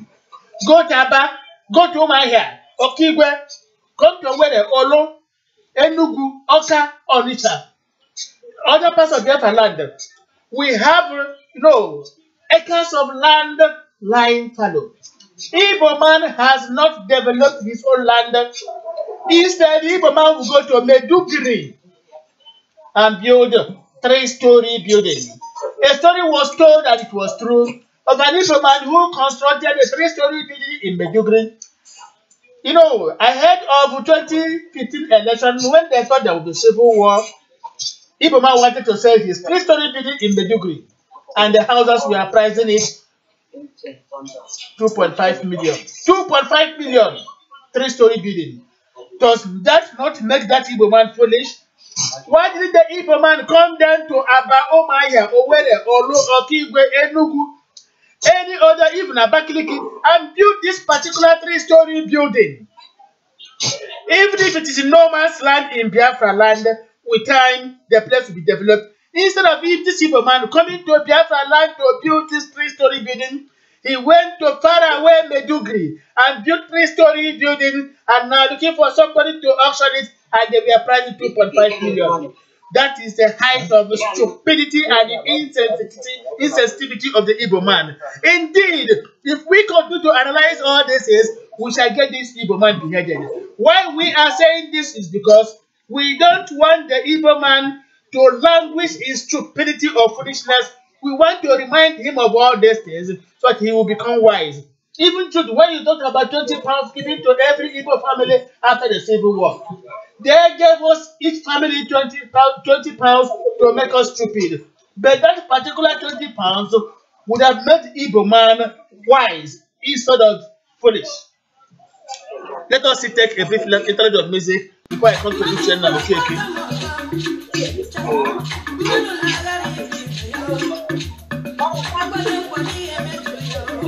Hello, bro. You can excuse me, please. Hold on, please. I'm coming to you. Hold on.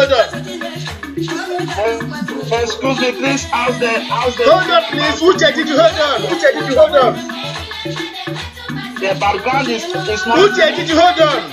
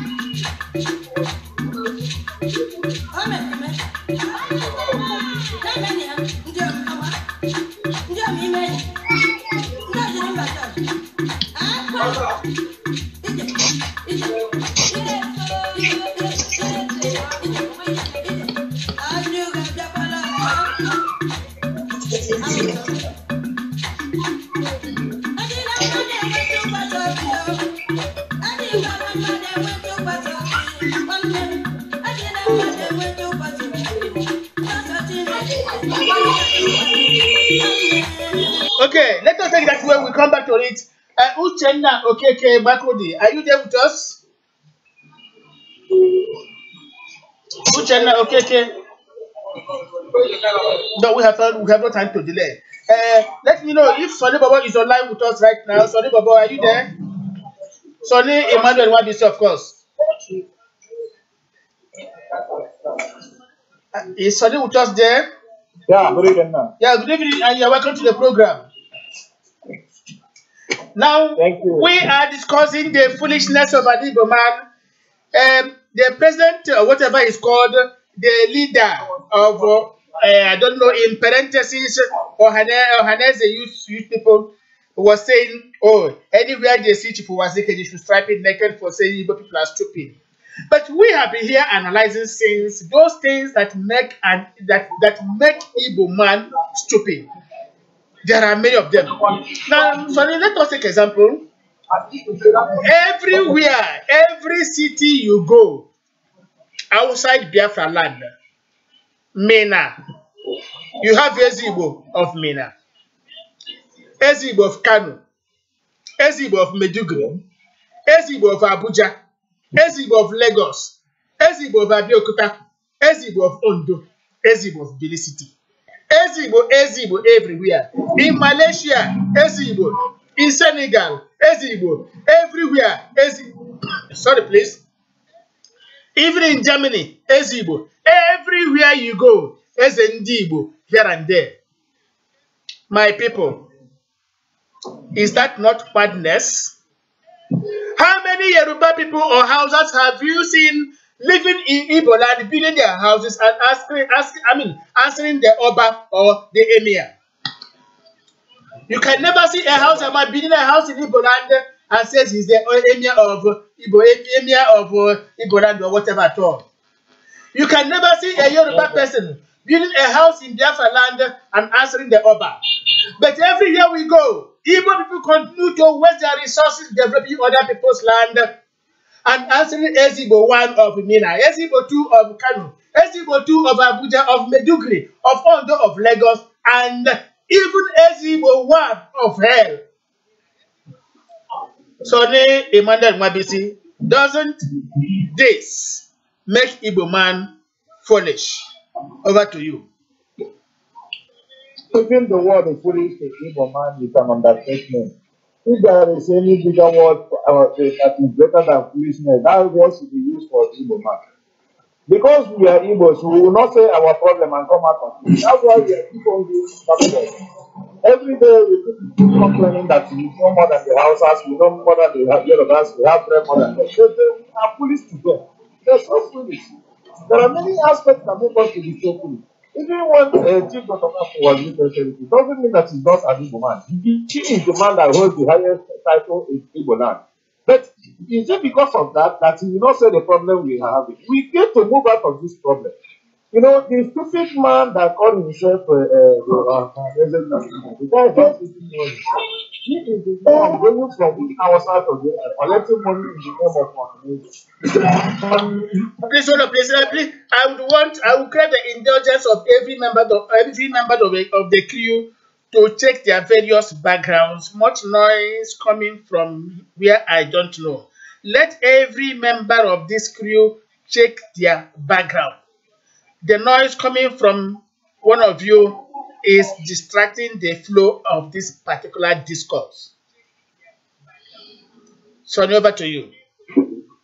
Okay, thank you, my brother. So, as I was saying, So I think that noise could be coming from your end. It appears the noise is coming from your end. Please. Emir from money for the separate collecting money for the separate not for the interest of people. You can't even come out for the betterment of people or to take for the good of people. But he will take the reason why he's saying all these things against the power is because the politicians are using it. Because it is the politicians that are keep on deceiving our people. Tomorrow they will give them peanuts to go and do this and do that. You know, the foolishness of people man is overwhelming. You see, okay, go to Lagos. Look at what is happening in Lagos. There was a place in Lagos at the back of Abla. That place was in Lagos before. That place was so swampy, nothing. But you go there now. The whole place had been filled up by people and they build build an estate of duplex everywhere.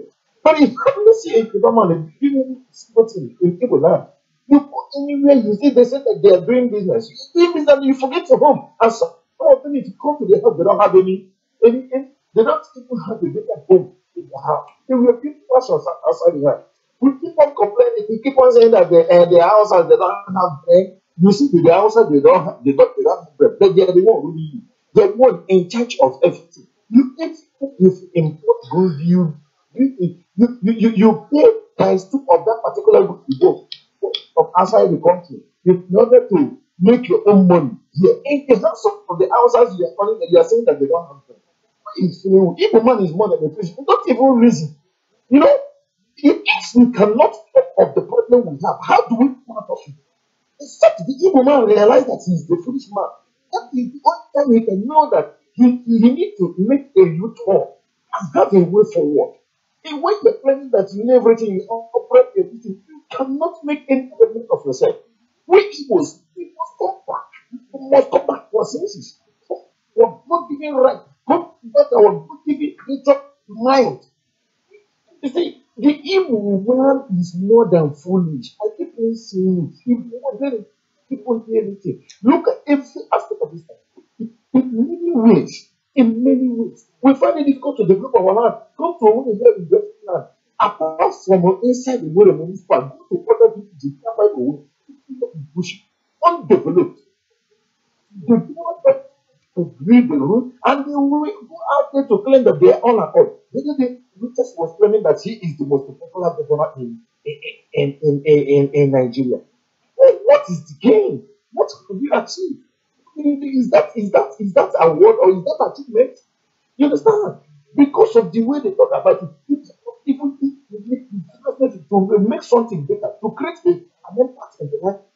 Rather, you keep on creating them in the life of people. You will come and demolish market. Every market in the state, they are demolished. Right? He said that he will build. Why do you demolish market before you build a new one? And you want people to start that you start building a new one and finish it under 1 month. It still lasts up to 6-7 months before you even start paying a block for the new structures. So what makes you to be reason with that? It's foolishness of you. In the political aspect of it, every woman is nonsense. They're more than foolish. So even the foolish is not enough. But we come back to our senses and realize ourselves that we are even the learning that we cannot come and think of how when we have error. We have error in many ways. We need to come back home. If not the way Ojukwu drag the people of Nigeria to come back and develop Nigeria, okay, look at what is happening in Nigeria. So if our people will just realize themselves and let themselves, okay, see somebody to start all his business affair in Nigeria is in Lagos. He's one of the richest men in Nigeria. All his business is in Igbo now. You can't see anywhere he has any branches in Igbo land. You see a house outside, you're telling them, everything happens is every year. In his own, I go to the center and they know that they produce a building. You know, but Igbo man, we got outside, own that and do this and do that and do that and that, and claim that he is one and he's the one that's person. And he's making his money. That is selfish interest. Selfish interest is what is killing people mostly. So the thing want to realize that selfish interest can only to be backward. That is why we are backward. We can't achieve anything until we come back to realize ourselves, to know who we are, to do it. And I thank God for you was it. That we are Igbos, we different does not mean that we will not mention where we have our problem. We talk about where we have our problem so that we come out of it. To build our land. Look at Igbo land. Look at what is happening. And we keep on claiming that we are the wisest people in Nigeria. What makes you wise? When you cannot even use the little one you have to make your place better. You create suffering and hardship. And what does it mean? Does it make you to be wise, or does it make you come this at the end of the day you go and put some you to get one naira that they will be started with? Is that not foolishness? During the election, the houses say that they don't have paper and bring the underage children to come and put. But in Igbo land, you hardly see our youth to go up there. Definitely you see them playing ball in the streets, claiming that it doesn't concern them. At the end of the day, they will be the one crying again. So the foolishness is too much. There is in many aspects. What they after is that what you will give them for that particular moment to eat. They are not even thinking of food. They are not even thinking of how their concern will be in never future. So the foolishness of Igbo man is extra. In fact, it's more than foolishness. So I want to continue to tell our people that it is best time for us to come back, for us to have our routine and realize that we are finished and made our way. If not, we'll keep on going backwards, even before the eyes of everyone. Thank you, my brother. Thank you very much, Sonny, for that wonderful analysis. Hello, Mr. Yes, I'm coming to you right now. I'm coming to you. You are the next person that will take over the stand. Just give me a few seconds. Honestly, if we continue to analyze the stupidity of an Igbo man, there will be tears on our cheeks. A lot of things have happened in our own dispensation. At times, I begin to wonder, who is this Igbo man? What's the problem with Igbo man? Who has bewitched the Igbo man? This is a question that is in the lips of everybody. The Igbo man appears to be bewitched, just like Sonny tried to say. Go to Lagos, you see the Igbo man reclaiming the swampy zone, building superstructures in the name of business, sinking millions and billions and trillions of naira in no man's land, when his own background, when his own Igbo Biafra background is lying fallow, and the sea trying to eat their land. Instead of reclaiming the land, the swampy zone at his own background, he abandoned it, trying to reclaim the swampy zone in another man's land in the name of business. The foolishness of the Igbo man is hiding in the fact that the Igbo man is the buyer, Igbo man is the seller. In a situation where you are the buyer and the seller, what are you doing in another man's land? Why not you carry your business back to Igbo land and give the houses and the Yorubas that opportunity, in bracketed way, to travel from Lagos and Kano and Meduguri to come to Onitsha, Owerri, Aba, to come and buy all these things from us. If they can't be traveling the distances day in, day out, they have two options. Either to come and rent our already completed houses and pay us the rent, or they buy land from us and build houses and develop our own. But in a situation where rather we abandon our heritage and continue to develop another man's land, is the height of Igbo man's stupidity. Let us be honest ourselves.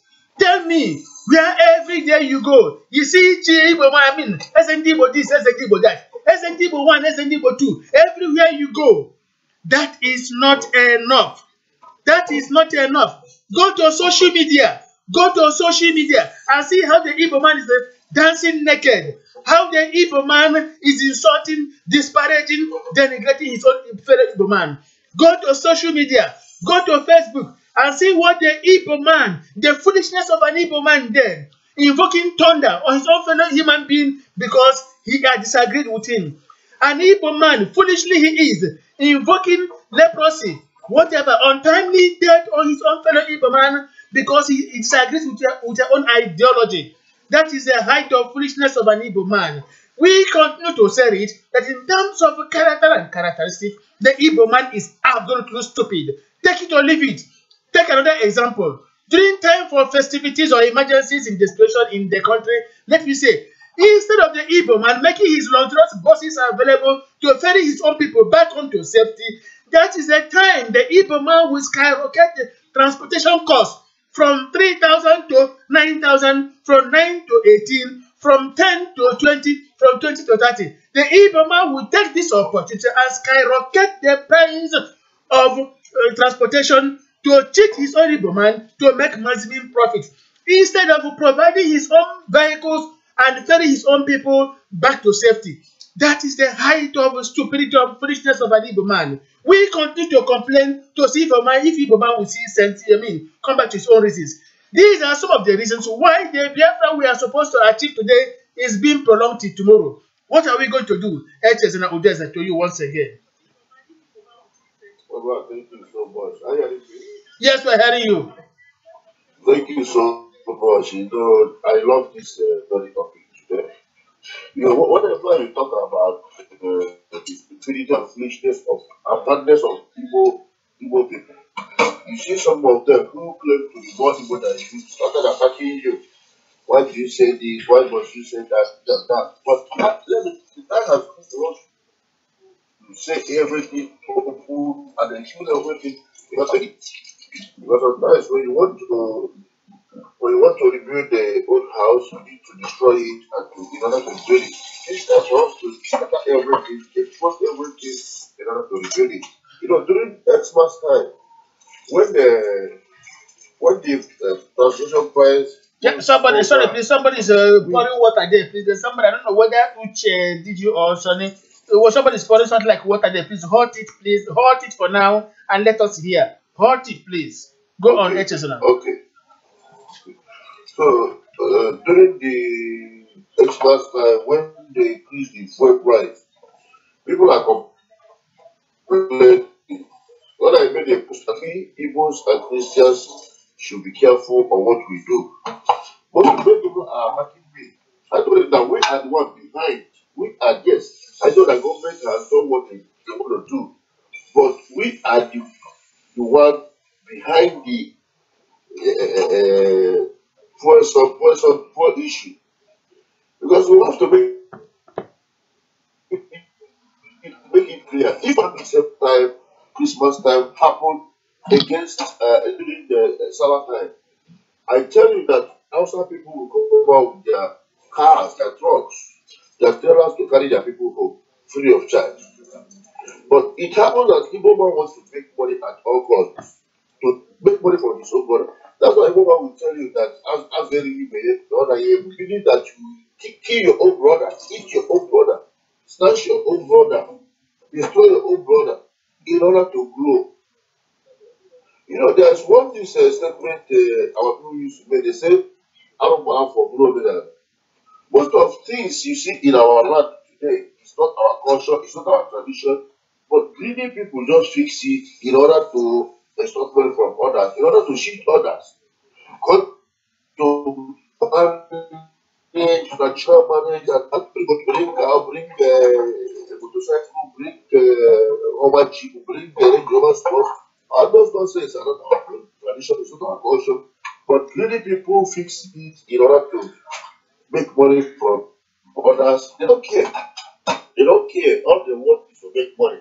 But I am happy about this discussion today because it's going to help us to know who we are. When we are, like, I love what you say. You say when you are talking about Igbo man, we are not the same thing. We are all the same. We are too greedy. And that is where we fail. Every they say, let money come to Igbo. I don't know how to say it, but they say that, oh God, give Igbo more money. Since other tribes say that Igbo man love money so much. I told them that listen to me that stop covering up. The love of money, our own love of money is different from what it means to others. Because it gets to the extent we kill our own brother to make money. Yes, I remember that a few years ago, there was a time it's like a culture at President in Poland when the brother kills his own brother to take over his property. Those days, I think around 2003, a man, an Igbo man from Olive, they came back from America. His own junior brother sent for higher killers to come and kill him in order to take over his property. But unfortunately, when they killed him, they were arrested. And they now mentioned his own brother who sent them to go and kill him. We are foolish. Talk about kidnapping today. We are the one who is into kidnapping. Somebody may tell you because of there's no job, because of lack of job, that is greed. You kidnap your own Igbo brother, you take him to somewhere and demand millions, even after receiving the million, they will kill you. They kidnapped my cousin in 2009. His own senior brother went to give them the ransom of the money they requested, they shot him to death. They collected the money and shot him to death. My own cousin. And this is happening where? In Igbo land, and the people are speaking Igbo language.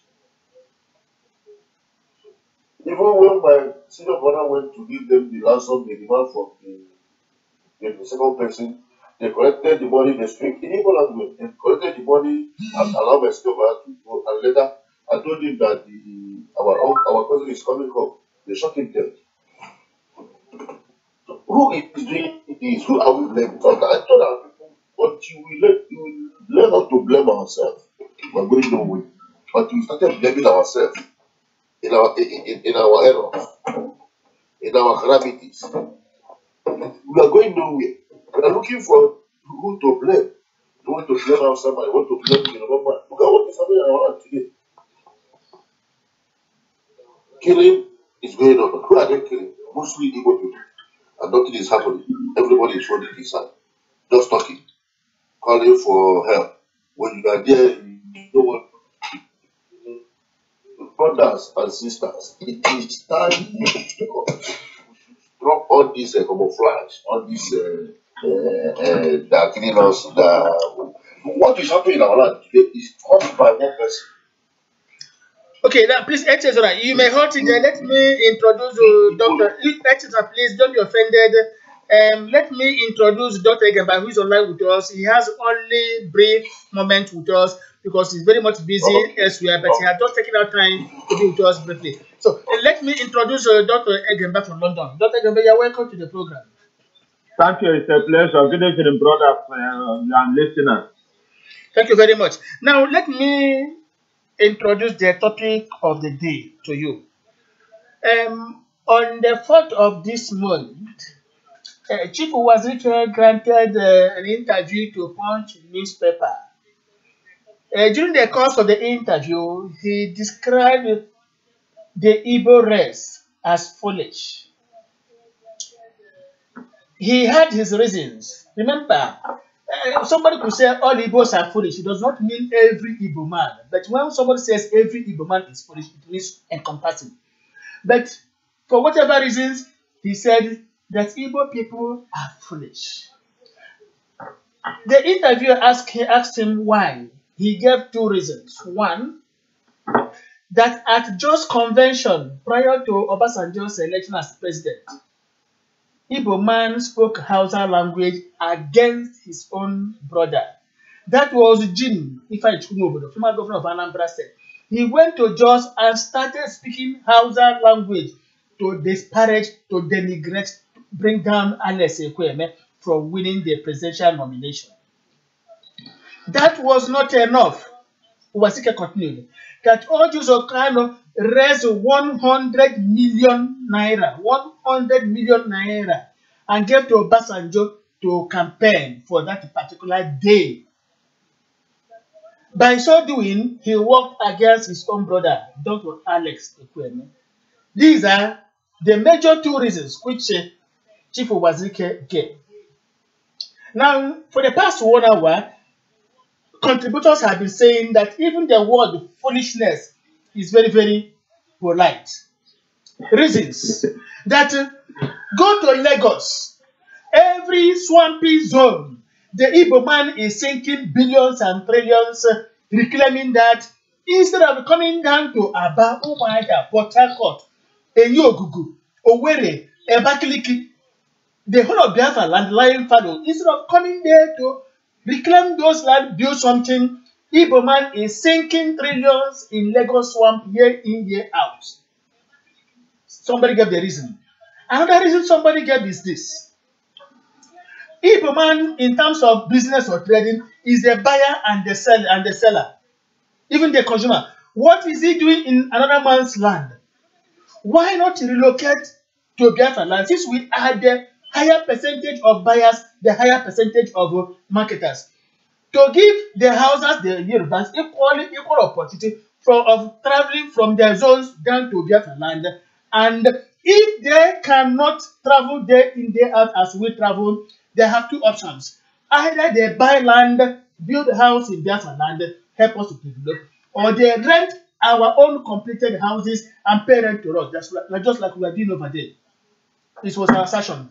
Apart from that, somebody is saying, go to Mina, SNDB 1 of Mina, go to Kano, SNDB 2 of Kano, go to Meduguri. Of course, let me say Meduguri. Before the 2015 election, Igbo man, I know his cousin here in Germany, built 2-story building in Meduguri, fearing that there would be war prior to 2015, I mean after the 2015 election. Igbo man wanted to sell his 2-story building in Meduguri. How much did they price it? 2.5 million. 2.5 million, 2-story building. Now, I was talking about SNDB in Meduguri, SNDB in Kano, SNDB in Abuja, Mina, Ondo, Ekiti, Lagos. Everywhere you go, SNDB 1 or 2, SNDB 3 or 4. That is not enough. Go to social media and see how the Igbo man is dancing naked, invoking thunder, leprosy, untimely death against his own fellow Igbo man for not agreeing with him in principle. The Biafra struggle has become a child's play. Different groups dancing discordantly instead of agreeing on a common purpose for Biafra to come today, tomorrow. We are dancing naked outside. Igbo man continues to sabotage his own fellow Igbo man. These are some of the reasons. The list is plenty. Some of the reasons our listeners, our contributors have given to us why Igbo man is even more foolish than the term used by Chief Wazike. That indeed Igbo man, considering his own character and characteristic, he's a foolish man. Don't I can go over to you. Well, I can even give my own instances as well to buttress the point. And it is the same as, remember when Trump regarded the African continent as a shithole continent or shithole whatever. Yes. People were castigating him. Why is this? It's undiplomatic or da. But at the end of the day, the truth is very, very bitter. Very, very bitter. Not many people can stomach the truth.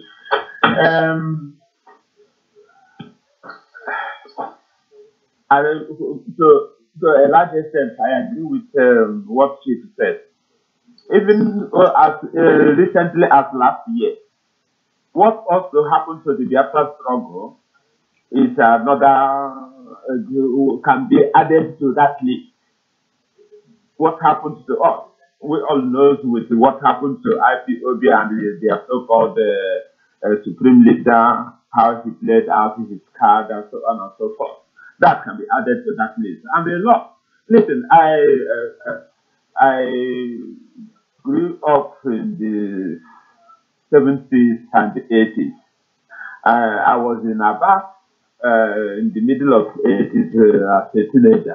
As bad as things were then, a few years after the war, I still remember in Ekoha about that time and other places.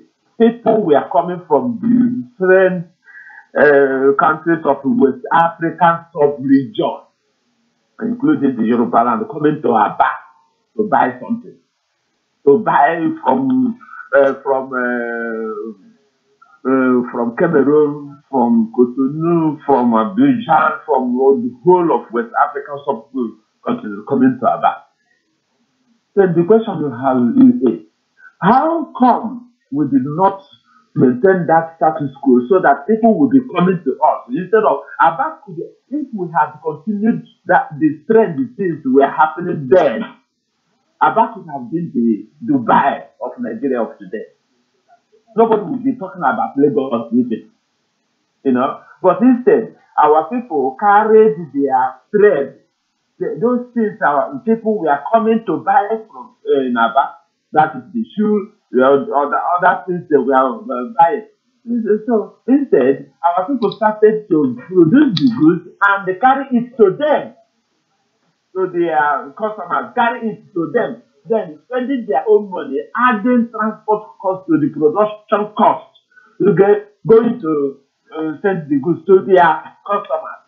Instead of them staying and having their customers come to buy the goods, then there will be other drop out or other benefits that will come from, because as people come, they will eat mama food. It is our own mama food they will eat. They will sleep in a hotel overnight or guest house. It is in our guest house they will stay. Business will be created, and so on and so forth. But now, instead of that happening, we are now taking business to them. Thereby, we are now paying transport money to carry our goods to our customers. Now we are sleeping in the hotel of our customers. Now we are eating the mama food of our customers and other things that we drop out of it.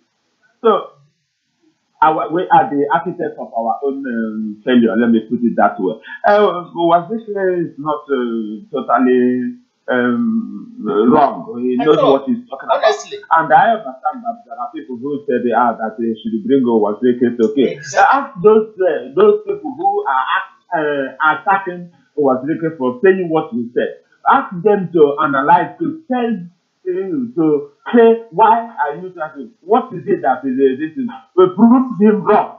Exactly. They will not have, they will normally say that if you have not sinned, throw the first stone on that woman. That will be blessed. Of course, exactly. All of us know. Yes. So, there is element of truth in that. There is abundance.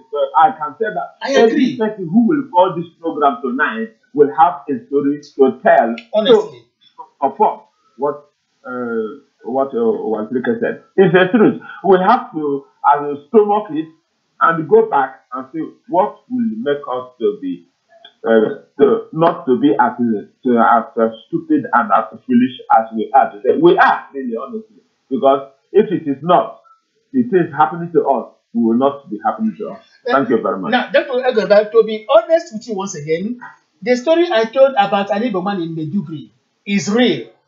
His own cousin, his own cousin here in Germany, told me this, why everybody was crying, lamenting, trying to find solutions to numerous problems. That his own uncle... He's even happy. Yes. Listen, my brother, your friend himself is even lucky that he had somebody who priced him 2 million. Exactly. Are you going? If he don't sell it, are you going to live there? And that was what the house has told him. If you can't sell that 2 million, 2.5 million, then carry it and go home. That was a statement made by a house man. Now he's lucky. He's lucky to get 2 points. Exactly. Even if they say that sorry, I'm not buying, I can only give you 1 million. If you like, take it. What will he do? Now, don't forget that. As simple as that. Look at the Hausa people in the east, in Biafra land. You can't. There was an example I gave some weeks ago former Chief Justice of the High Court at Owerri, a Hausa man, Rochas Okrocha, Imo governor, gave him a plot of land to develop for himself. This particular Chief Justice of, Chief Judge of the High Court refused for 3-4 years. He lived in Owerri, refused to develop this land. After he was transferred, he sold the land to an Igbo man again. Yes, with maybe double the price. Exactly. He sold the land to an Igbo man. That is it. He took our land, sold our land to us, and took our money away. Does that not make an Igbo man stupid?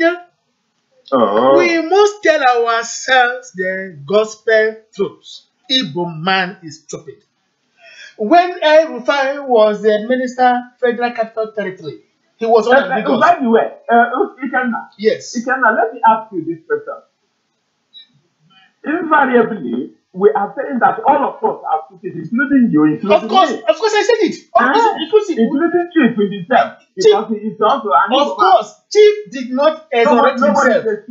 Chief did not exonerate himself. He said all of us, because we have to understand ourselves and know that we have common enemies.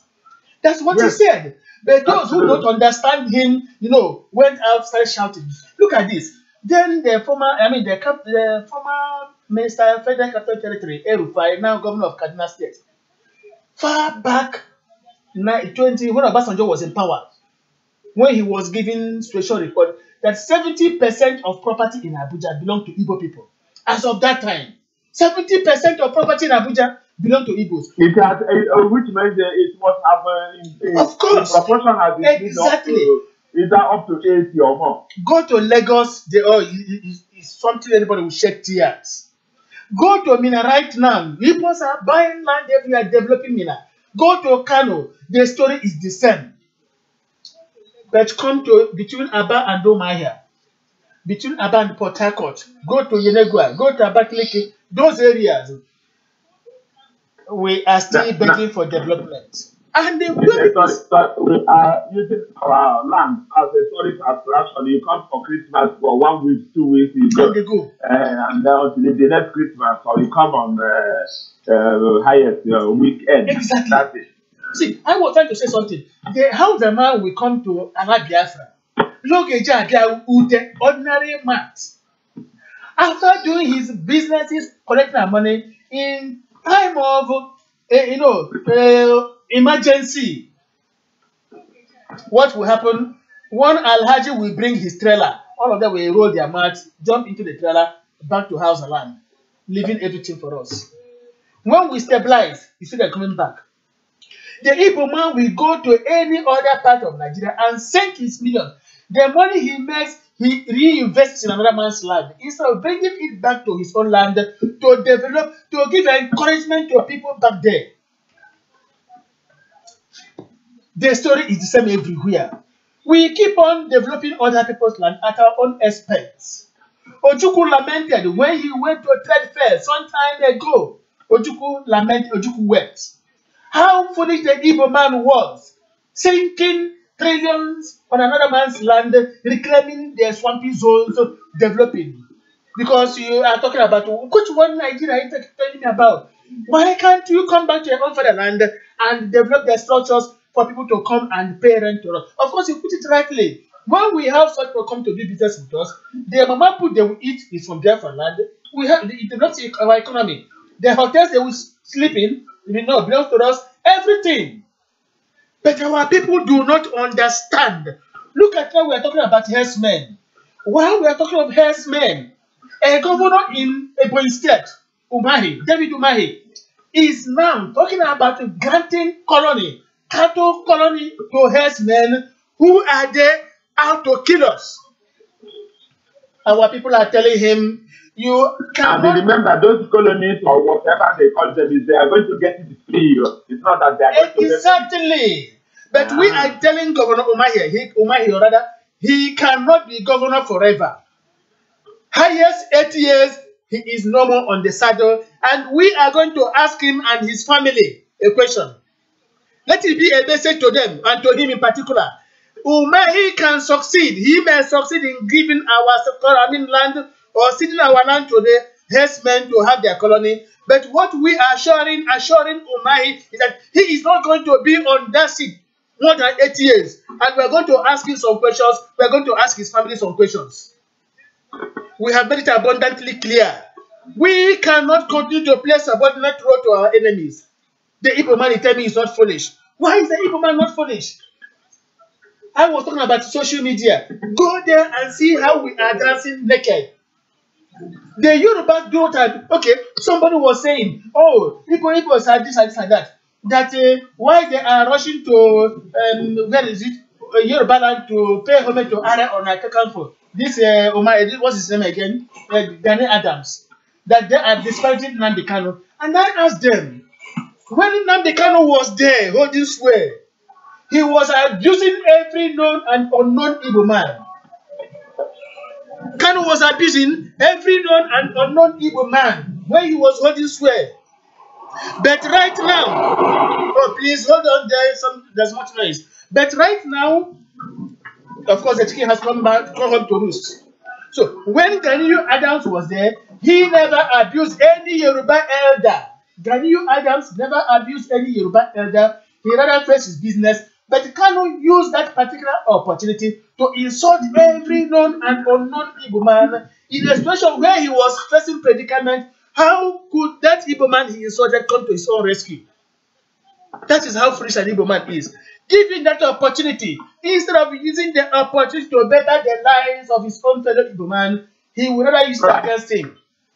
Look at Biafra's struggle. Yes. Now, as the observer or whatever we say, okay, we have had all these things, we've not all these things. How do we stop this rot? Thank you so much. How do we stop this rot? Yes. What can we do to remedy this situation? Will we be stupid and foolish forever? Exactly. How do we correct this mistake? That's what we should be challenging our efforts. How do we reverse this trend? Exactly. Exactly. That is what even Valentine God is writing into say. To remain in water. I cannot depend on memory. Forever. Exactly. So that's what we will be telling. Okay. To condemn and condemn and condemn. Okay. Okay. That's enough. How do we move from point A to point B? Okay. That's a very good question. Honestly, our target is after analyzing, bringing to limelight some of those characteristics that make Igbo man foolish, we now begin to propose some solutions. And it's good you have come with that. Honestly, there is nothing. It's only a broken bottle. Please, gentlemen, check your various backgrounds. It is only a broken bottle that cannot be mended. But outside that, anything that is broken could be mended. And that is true. If you have the determination. Now, just like Dr. Gemba has said before, if you feel you are not sinful, cast the first stone. Let us say that we all have come short of that particular glory. How do we start now to make amends? That is the question before us. Let me throw this open. Now, first and foremost, you remember, several times in the past, meetings had been called. Let us be a witness. There was a meeting that was held in Accra, Ghana. The essence of that meeting was to bring our people together and agree on a common purpose. How many people, how many groups attended, and those who attended, did they agree to work together?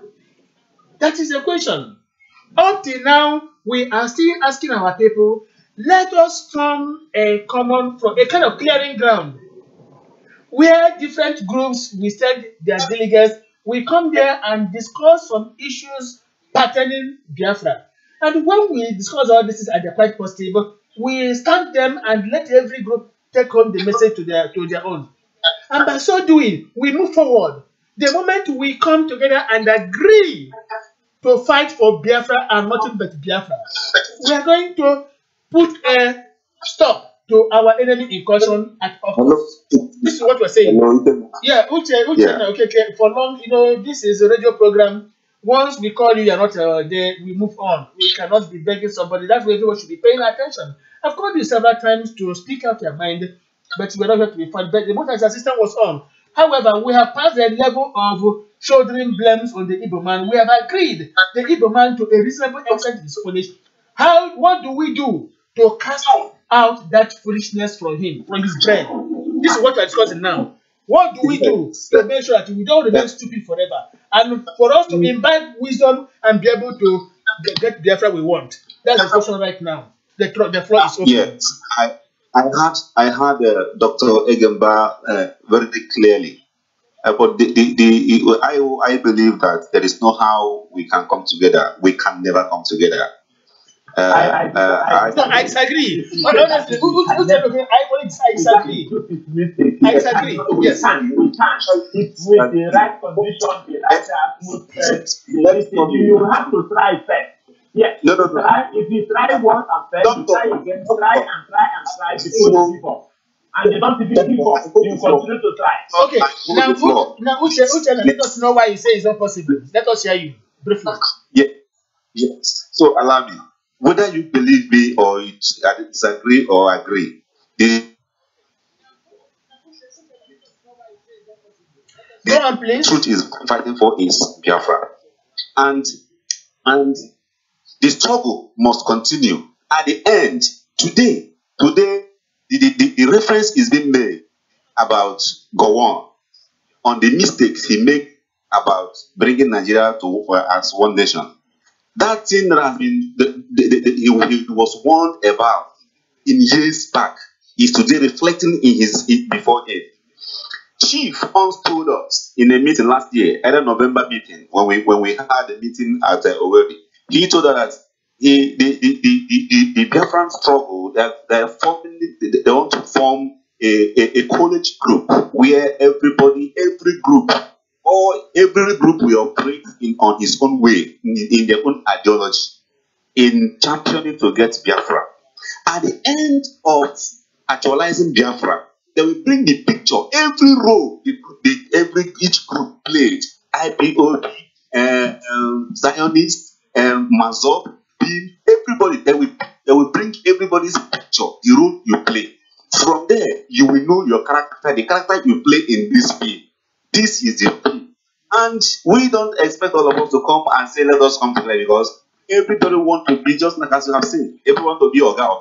But we know, the world knows who is Oga. You yourself, you know who is Oga. The struggle of Biafra, we don't have a problem in it. You knows who is the problem. Some time ago, Dr. Egemba said, we should bring all these people, bring which people, that how can we achieve just like what he said today. Who is the problem? If you don't want to tell, you don't want to point out somebody who has gone astray. How did the Zionists come about? How did the IPOB Namekano come about? We have discussed, excuse me please, hold on please. We have pointed out all these things before you joined us. We pointed out all these things. How we came to this stage of staggering disappointments. We have discussed that, and everybody agreed. Now, when you talk about coming together, it does not mean that some people will relinquish their own group and they join one particular group. No. While maintaining their own group, they have to agree that we come to a collegiate level, like you said now, a collegiate level where the representative will come and we discuss a common goal, agree on it. Then each particular representative will take the message to their own groups and we move forward. Remember, there was a time in Palestine the Fatah and the Hamas never agreed. The Fatah and the Hamas never agreed in Palestine. But remember, last year, to everybody's surprise, Fatah and Hamas agreed while maintaining their own individual or party ideologies. They agreed to have a clearing ground where only issues that concern the interests of Palestine and Palestinians would be discussed. In the same vein, when you talk of collegiate level, it is why maintaining your own foothold, you now send somebody, let us say, what do we want? What exactly do we want? How do we intend to achieve it? And then we agree, we now go back home and tell our people, like in villages, when certain decisions are taken at the community, community level, people will go back to their homes or villages and then give their information. This is what we are talking about. It does not mean that everybody must join Mazob or everybody must join Zionist or IPOB. No, be there, but let us agree on a common ground for the sake of Biafra. This is what we are talking about. Back to you. Thank you. That is fair enough. And we are seeing. I am seeing it from the other angle, the possibility of all this, because the insult and a headmaster who wants to be the head and is causing a lot of things, and that is why I am saying that it can't be possible. But with all this, the help of all the elders that are on top of the situation. So let's see how things will work out. I pray that works out. That's my prayer. Okay, thank you very much. Now, Sonny, are you there? Hello, Sonny. Sonny is there. Now, Echos, are you there with us? Hello. Okay. Yeah, I'm here. Okay, now we are asking now, what solutions do we have now to make sure that much as we maintain our group ideologies, we come together a kind of clearinghouse, round table, and agree on a mission to Biafra? My brother, the solution is very simple. Only if you agree. It's very, very simple and easy to come together. You know, like as I normally say, if there is a conflict in the family, if there's a problem in the family, and there's a family, someone is waiting for us to come together, and every fathers come together to join that meeting to move the family forward. And my father refused to join that meeting. I will see my father as the root of the family. I will see him as the foundation of the family, and I will back him to join today's family members to make today's great. So that's number one. Because there are people who are playing politics in this struggle of Biafra. They claim that they are better and whiter than snow, that they don't want anybody to come close to them. And along the line, people are seeing it that they cannot do it alone. Even their own followers who are people to the FUOP, they understand that this thing is impossible. That we are coming together, we're not going anywhere. So now, when we call for unity, I've been in this group of unity and reconciliation since 2015, which we have been calling for unity. Now the government made it clear that he will never unite or come together with anybody. In 2016, FPC, all Biafran in Ghana, which have been for the land at Imam Bezo. Please hold on. Please hold on. Please, I pray, let everybody check their backgrounds. There is much noise, please. Much noise coming from those joining us through Facebook Messenger. Those on Facebook Messenger, check your various, but there's distracting noise coming from there. If your window is open and is raining or is windy, close it, please. There is much noise coming from at that angle. Okay. Can I continue? Please, I'm still trying to control the noise. Some people are still bent on distracting us. Okay. Let me know those online there. Sonny, please check your background. Sonny, check your background. Which entity you are there? By the time you got it, three of you should check your background. By the time you got it, where are you? Check your background. Put it on mute, not about the background. In Kenya, you are spending a precious airtime to control this. Anybody that is resisting, you can move to the person or on the person off so that he will know. Now, take control from there and disconnect anybody that is making noise from his own angle, please. Right. Okay, Echos, now go on. So, when that was when Nantan was in prison, which were for the Ranya, Ucha Siebu and Imam Med, they rejected that reconciliation issue in Ghana. They refused it. So this time around, we are going to repeat it again. That any group that refuses to join it will stand out as a saboteur and the problem of Biafra struggle, be it Mazok, be it Wazirike, be it whosoever who refuse to join this unity. Again, we have to make it clear on Facebook or any media that any people creating problem or creating war in the name of Biafra are not among us. Like as I said before, insulting our elders, attacking our traditional rulers must stop. We have to look into that.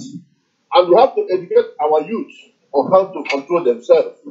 Because like as we are saying that people are foolish and stupid, that's part of it. There is no youth in Facebook that come out and insult their elders for any reason. It is only we Igbos, Igbo tribe. And it happens that the so-called other tribes around us, they are the ones that firing they are the ones that championing the insult to our elders. Like when you get to Facebook, you see somebody like Chukwuko Keke send the message that Ohaneze are stupid, all Igbo elders are useless. Go there and watch all these mostly short people, those two that answer two English names. John Peters, Mark, or something like. You see, there's something our Igbo elders, and this our youth doesn't understand that they expose themselves to other tribes. They don't understand it because those people that is insulting Igbo elders, that is from other tribes, they can never do it in their own tribe. They can never insult their own elders. They can never abuse their own elders. They don't talk bad about them. But our own youth think that they are the only one that hate Biafra, that the only one that love Biafra. They keep on insulting our elders. And meanwhile, other tribes join them. So we have to make it clear that any youth, anybody writing or insulting our elders on Facebook is not among us. Yes, you can criticize them, you can say what they're doing wrong, but not abusing and insulting them and calling them names. We are 100% free to criticize them if they're going wrong, calling them back if they're going wrong, but insulting and abusing them is unacceptable. We have to make it clear. Then, in the issue of calling for people, we will start it as soon as possible. Any group that rejected the unity is not with us. Then the remaining group that is with us, we move forward and get ourselves together and reconcile ourselves together. Okay, please, Echester, don't be offended. Dr. Gamba is about to go, but he wants to make a contribution here before he goes out because he's very much busy at work. So please let us let him go. Yeah, let him give you the audience, please, because he has few minutes to deal with us. Dr. Gamba, over to you.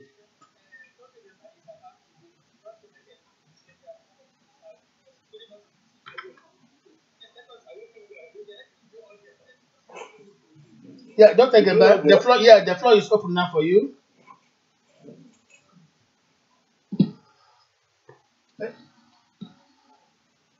I don't know. Dr. Gamba, you're online with us? Hello? I mean, Dr. Gamba, you're free to air your views now before you leave us. Yes, sorry about that. I put my decision on the move. Yes. Okay. Now I'm saying that I am in agreement with what the last speaker said. People will every time people say the mass to keep on talking about unity coming together. This some people say it is possible. Some people don't say it's not possible. Let me explain why I insist on this. It comes from the fact that we are Igbo people. And I'm quite sure that everybody listening will agree with me. I am from Mbise. I am Mbise is a constituent part of Igbo land. Okay, let me say where I am coming from. If we have a very important matter, a very difficult issue, a very important thing that is threatening, that is affecting the whole village or whatever in our community, What do? We go to the Apo we know the tongue trier. Akuepe, with Marble Abu, no one get him out, Onoplapiana, but I don't play piano, I don't play piano, or I don't play on the party days ago. If we find is a then I give a minute. Then the head of the family or the head of the town or whatever, the person, I thought, yeah, this is here, Onoplapiana, no. We read opportunity. See you on the no, who see the question, okay, talking him okay. Gonna get busy. Okay, let me have game, Uche. Monday say go comma, Monday say go job. They will have a Uche, huh? A Uche, no, will run up on how they put back. Ndokenala, Gaz. Gaba izu. Ndọbụla amaghị anyị na-ekwu. Gaba izu. Eji sị mgbe ụfọdụ ụmụada na-esokwa. Akpụkwa ha consult them. Amarakwa na-egekwa ntị ihe ha nwere ike itinye. After ekwuchere abịa ha bịa asị. Sị oke anyị atụnyere anya n'okwu a lekwe. Ụmụnna ọhịa ekwere. Akọ ya taa. You go, nobody will dare go against him. I have to go, okay, only Dota, ya won't I give you Madozi. I told you Dota, Gara Lucy, and I get Gara Lucy. Only Dota, I give them only can give a tone no good. I got only make a pass, I dare that is it. That remember because of the evilness in me. That's why I am insisting on this. And the only poor, you have received authority from the village. You have received authority from Omona. So can I put it now? Guy, poor. Can you feel with authority? So Omona didn't. The way him. He gave you, he has to get full. Oh, you Omona, I was just against here. Take a gift easy. This is the chair, game of that. This is what I'm talking about. Biafra people, Igbo people, we have to talk. What do we want? How do we want it? How do we go about it? Okay. All you have only Dota and the men get Dota. They get Dota, the men only that is it. I for one the only a Dota and this on the phone they get picture on because they're mature. Only other one is they put on you are taken on behalf of their people. Do we have that in the Biafra struggle? The answer is no. That is why I am insisting. I will see tomorrow whether I am wrong or right, unless someone tell me that how else are you going to get authority from the people to speak on their behalf without consulting me? That is what we are talking about here. We have tried to work. How many meetings have we had? We have had what was called ABC 1 in Accra in 2016. Why not have another one? ABC 2, ABC 3. We continue to do it until a agreement. But that is what I'm talking about. Let us do it. We need to do it in order to have. Then, like only people. I may agree still when he again. Only put to zero. God, you say, when you get what you get. Then I'm going to tarnish him now. I'm not cannot tell I don't what I can answer. And that only we had asked you, I thought I can answer. What I can do here? With that sanction, that's what we call the whip. One mature, you don't want to mature the more than the I rest my case. That one, because we must do something before it is too late. Honestly, it's getting late. I agree. The signs are no longer auspicious but foreboding. Honestly, any person, Nigeria, Biafra, Gamana born on Kreka, Usobo day. Many days on Eko Gama, you're hiding cook here. Kedebe ndị Igbo nọ gịnị ji anyị? At the end of this broadcast, I will make suggestions to Chief Doctor for Wazirike. A very important suggestion. I think if he starts it from there, definitely others will key in. So that's what we have to say. Now, I don't know, Sonny Emmanuel, are you there? Still with us, or Uche Digi?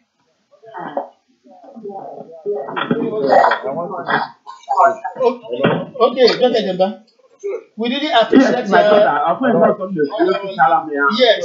I still feel that we need to come together as a people. Exactly. To know what we want and define how we are going to go about it. Thank you very much. Thank you so much. We really appreciate your contributions. Thank you. We thank you 1,000 times. Yes, go on, please, Sonny. Yeah, I want to say something over this particular issue. Yeah, go on, please. Go on. I like to start this way. I start with the story of a prodigal son. When the prodigal son left his father's house and started squandering the money that his father gave to him, at the end of the day, before he returned to his father, he realized his mistakes. He realized all he had done and decided to repent from it and went to thank the father. See, the issue is not I want to tell you, those people that you are saying that you should come to and judge, have they repented from that particular ideology they have in themselves? Why did they let the struggle in the first place? Some of them are being used by the politician. Some of them are castigating Chief Dr. Wazirike, calling him all sorts of names. Some of them are against the ideology of non-violence to actualize Biafra. The issue is not to come back together and join hands to move. No. The issue must be, have they repeated from themselves? I remember when the Organization for Emerging African States convened the meeting for all the Biafran agitators in Ghana. Which number went there? Instead of saying to talk to the betterment of Biafra, he started castigating Wazirike. Must we tell them to get like at the end of the day, they will come out and start where they come. The issue is that have they repented? Are they now ready to follow the footsteps for their family legalization? The issue is not calling that let everybody go together. No, we should not come together and start facing problem within ourselves. If they cannot realize their mistake, if they cannot repeat from the bad area they are, they should repent. We believe in God. It is only God that we believe, and it is only God who sees to in this trouble. We must not beg everybody to join us. No. If they cannot repent from their sin, let them remain there. God knows the purpose why they left, because maybe by now they would have caused the worst damage. But God sees them out with their evil motive. Except they repent from that their evil motive. That is the only time we should pray for reconciliation. And it is not the most that we must join us together before we actualize. If we can have that their own ideology, but the issue is that have you realized, have you understand that this particular struggle that we are to actualize Biafra in a peaceful way, and not by condemning or not by castigating or not by saying all sorts of things. You see what is happening. Even to what happened to IPOB, if they have Biafra in mind, if they have Biafra in mind, they should be apologizing to Biafra for misleading a lot of people. You take a repentance of yourself, you cleansing yourself before you focus on the translation. We still have the look at the present one that is happening. Creating more problem for our brothers. You understand? So the issue is that it's not about coming together to reconcile or to stay with people. No. The issue must be that if they repent from a particular step they are taking, because it can never lead us any good. And they have tried it in Italy, and it's not leading us any good. They repent. Before we talk of reconciliation, they should repent from that particular bad ideology they have in themselves. And come back. That is the only time we can work as a so excuse me before you continue. So please, before you continue, let me chip in this. You know, I control the central gadget, our communications gadgets, and I receive messages day in, day out from different members of different groups. I must be honest with you. Most of these young boys and girls are tired of these discordant tones. They are tired of this working at cross purposes. They are very much eager to come together because they have the Biafra spirit in them. The problem they are having is their leadership. because their leadership are hell bent on making money out of these innocent organizers, mechanics, traders, and whatever. They don't want to hear the word reconciliation.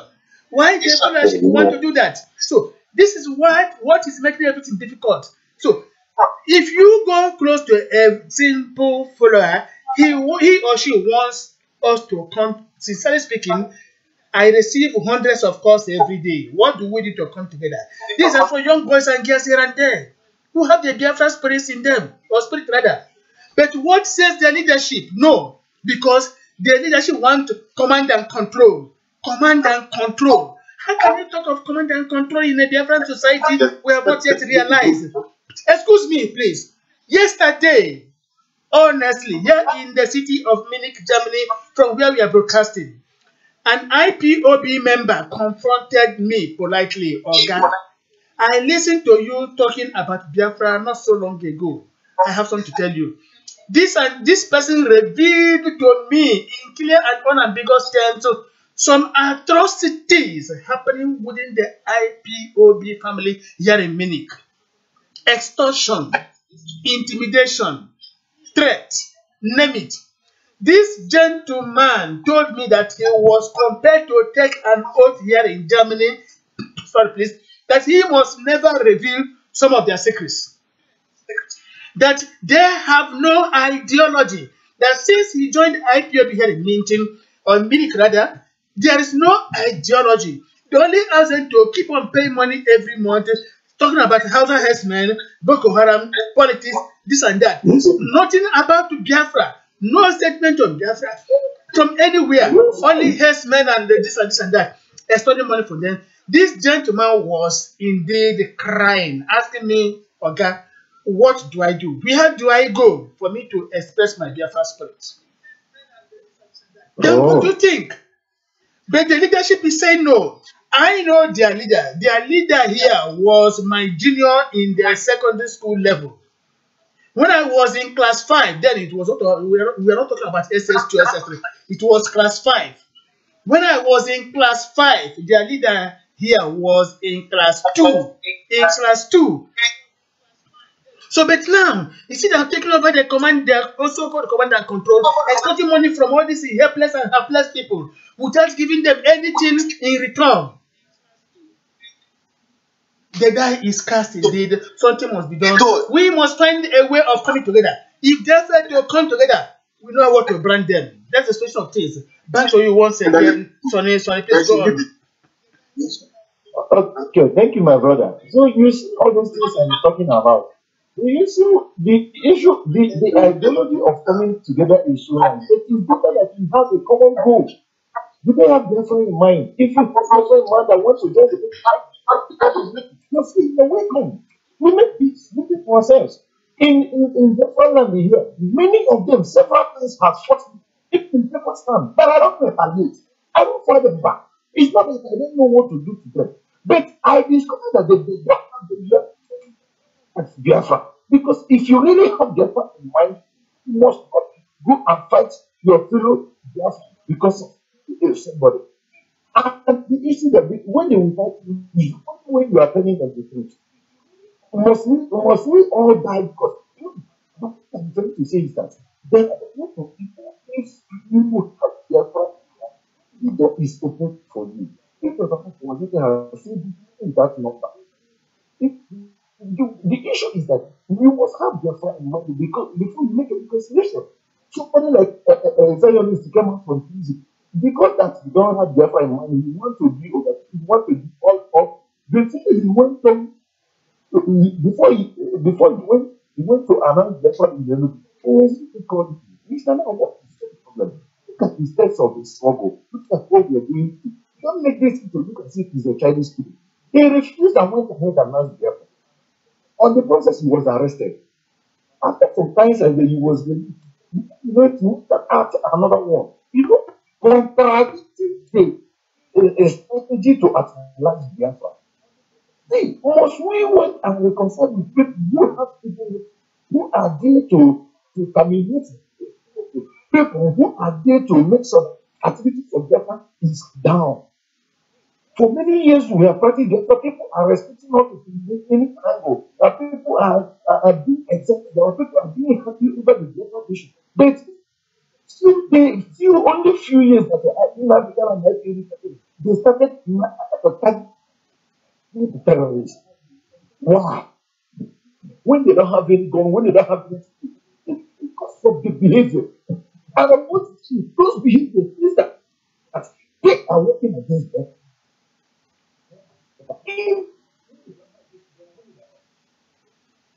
Sorry, it appears we have lost him. I don't know. Yeah. Okay, go on. You must believe in Biafra. Because you cannot say that you believe in Biafra and your attitude, your action will be doing contrary to Biafra struggle. No. You must have the belief in you. You must have that forgiving spirit. You must have a gentle heart in you to always accommodate your. You know, when I discovered the kind of level they have was them, even if we already there, I will still make to show them that God is one spirit. I try to preach peace to them. What are the importance of being? What is the importance of being a Biafra? Not by, I will kill you, I will do this, I will. No. That's not our ideology. It is for peace. It is for brotherly love. We are fighting for the betterment of ourselves. This particular bondage we are in now. So they must have a repentance spirit in them. They must, they must. There was a time when Omozibi came out from prison in 2007, he made a statement because of some of our members, some of our leaders in this program, who somebody like Joseph Kalu received the money, give them cash, and they started making like this. Was we attacking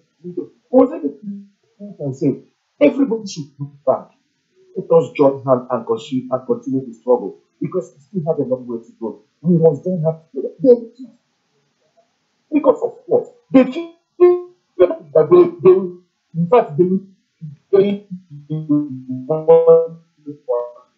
I think the service is protecting over there. When the money finished, when they could not be able to carry out what the so-called politicians sent them to do, the man in step now collected the local government.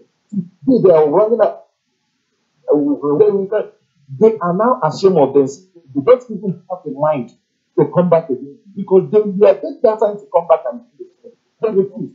So the issue is that we should not be coming to let us reconcile with any person that we are reconciling with somebody that believes in them, somebody that believes that Biafra is our country, somebody that believes that it is only Biafra that is our people.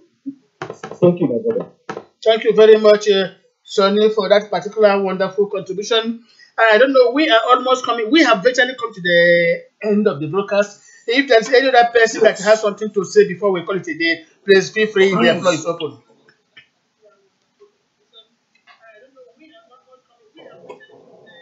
Hello? Yeah, go on, please. Make it brief because we are coming to the end of the broadcast. Okay, I'll make it very short and brief. Yes. I really thank you so much and I keep on praying for you because the work you are doing is exactly fighting against the wickedness and the evil men. We are fighting against darkness, and I'll pray for you and keep on praying for you that God will keep on protecting and guiding you and your family members till the end of this struggle until we get Biafra. Thank you very much for that. I want to I pray for our youth also. My prayer for them and my wishes for them is that they will be alive to see Biafra. None of them shall ever lose their life again. In the name of Biafra struggle, instead we use our brain and use wisdom and be smart and be fast and use wisdom to do what we want. Finally, I say thank you to Shifravel Wazubike who has make it possible for us to be on the air today to discuss the way forward about Igbos. Then I will advise our Igbo youth once again, please again, stop insulting our elders, stop insulting our traditional rulers, whatever may be the case. You have every right, 100% right to criticize them, say it when they are going wrong, but don't call them names. It's wrong. It's never done in Igbo land. Like Igbo people used to say that nwata anaghị asị okenye na ọsịrị asị kama nwata asị okenye nna anyị nyerekwa okwu ọfụma chekwa okwu eche nwata anaghị asị nne ya dozie akwa ya kama ọsị ya na mmadụ n'onwe onye na-achọ nne ya wee biri akwa ya dozie n'onwe biko let's stop insulting our elders. There is no place that they don't have conflict, no tribe. It was no one ever. In every tribe there are problems. Even other tribes has more problems than us. But our own happens, we go on and exposing ourselves, saying rubbish. Let us control ourselves. Ask your leaders questions, their direction, their strategy, their ideology about Biafra. Let me stop here, my. Thank you so much. Thank you very much, our brother Echezna, for that contribution. Uche, can you make your last comment if you are there? We'll be at least equally for us before we call it a day.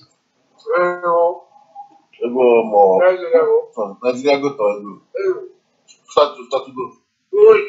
Mix. Yeah, please hold on there. Let me see a caller here.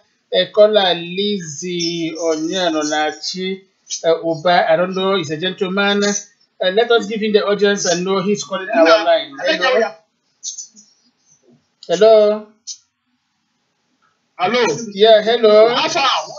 What's up? Yeah, we are listening to you. You are calling us. Yes, you are calling us now. We have been discussing. I'm calling you. Yeah, yes. Could you listen to? We have been discussing about our.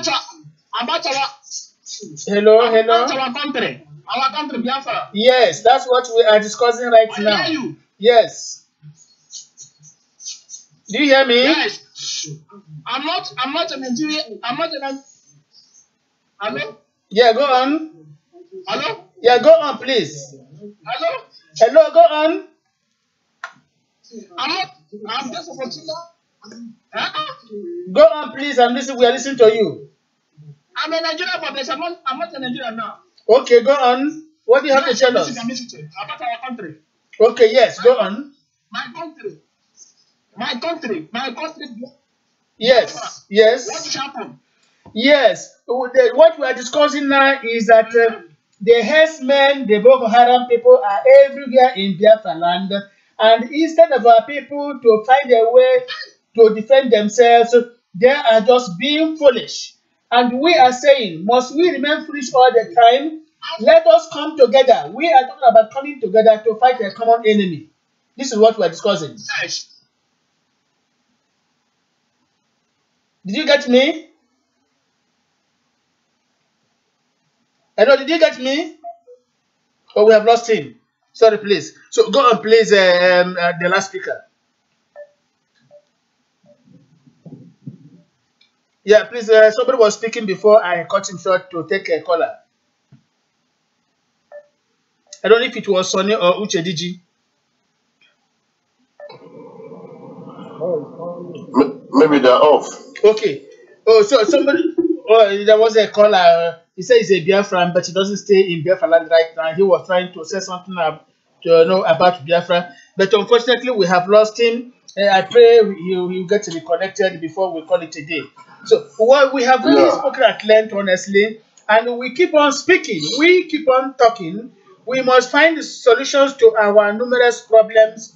Otherwise, the enemy will make a mincemeat of us. That is a problem. Yeah, you see, have something to say before we call it a day.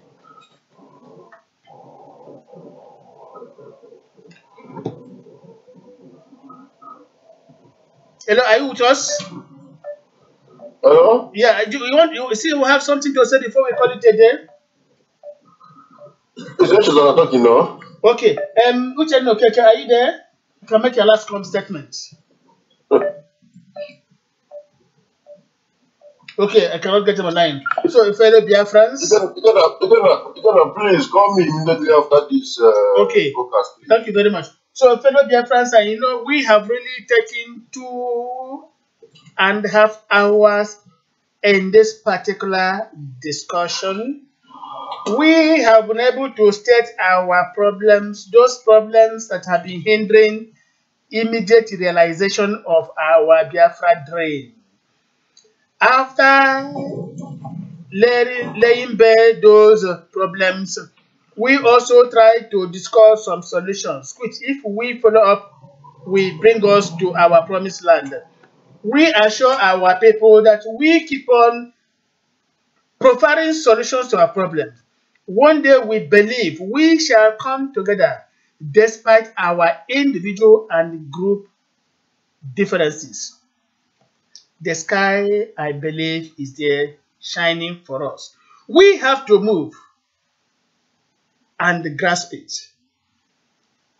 From the satellite station of the Voice of Biafra International, it has been Ikenna Obibiagono, your moderator. We thank you for being with us this evening. We pray God keeps blessing you, keeps on blessing Biafra and Biafrans. Of course, bless Nigeria equally, because we are still part and parcel of it, not until our flag is raised.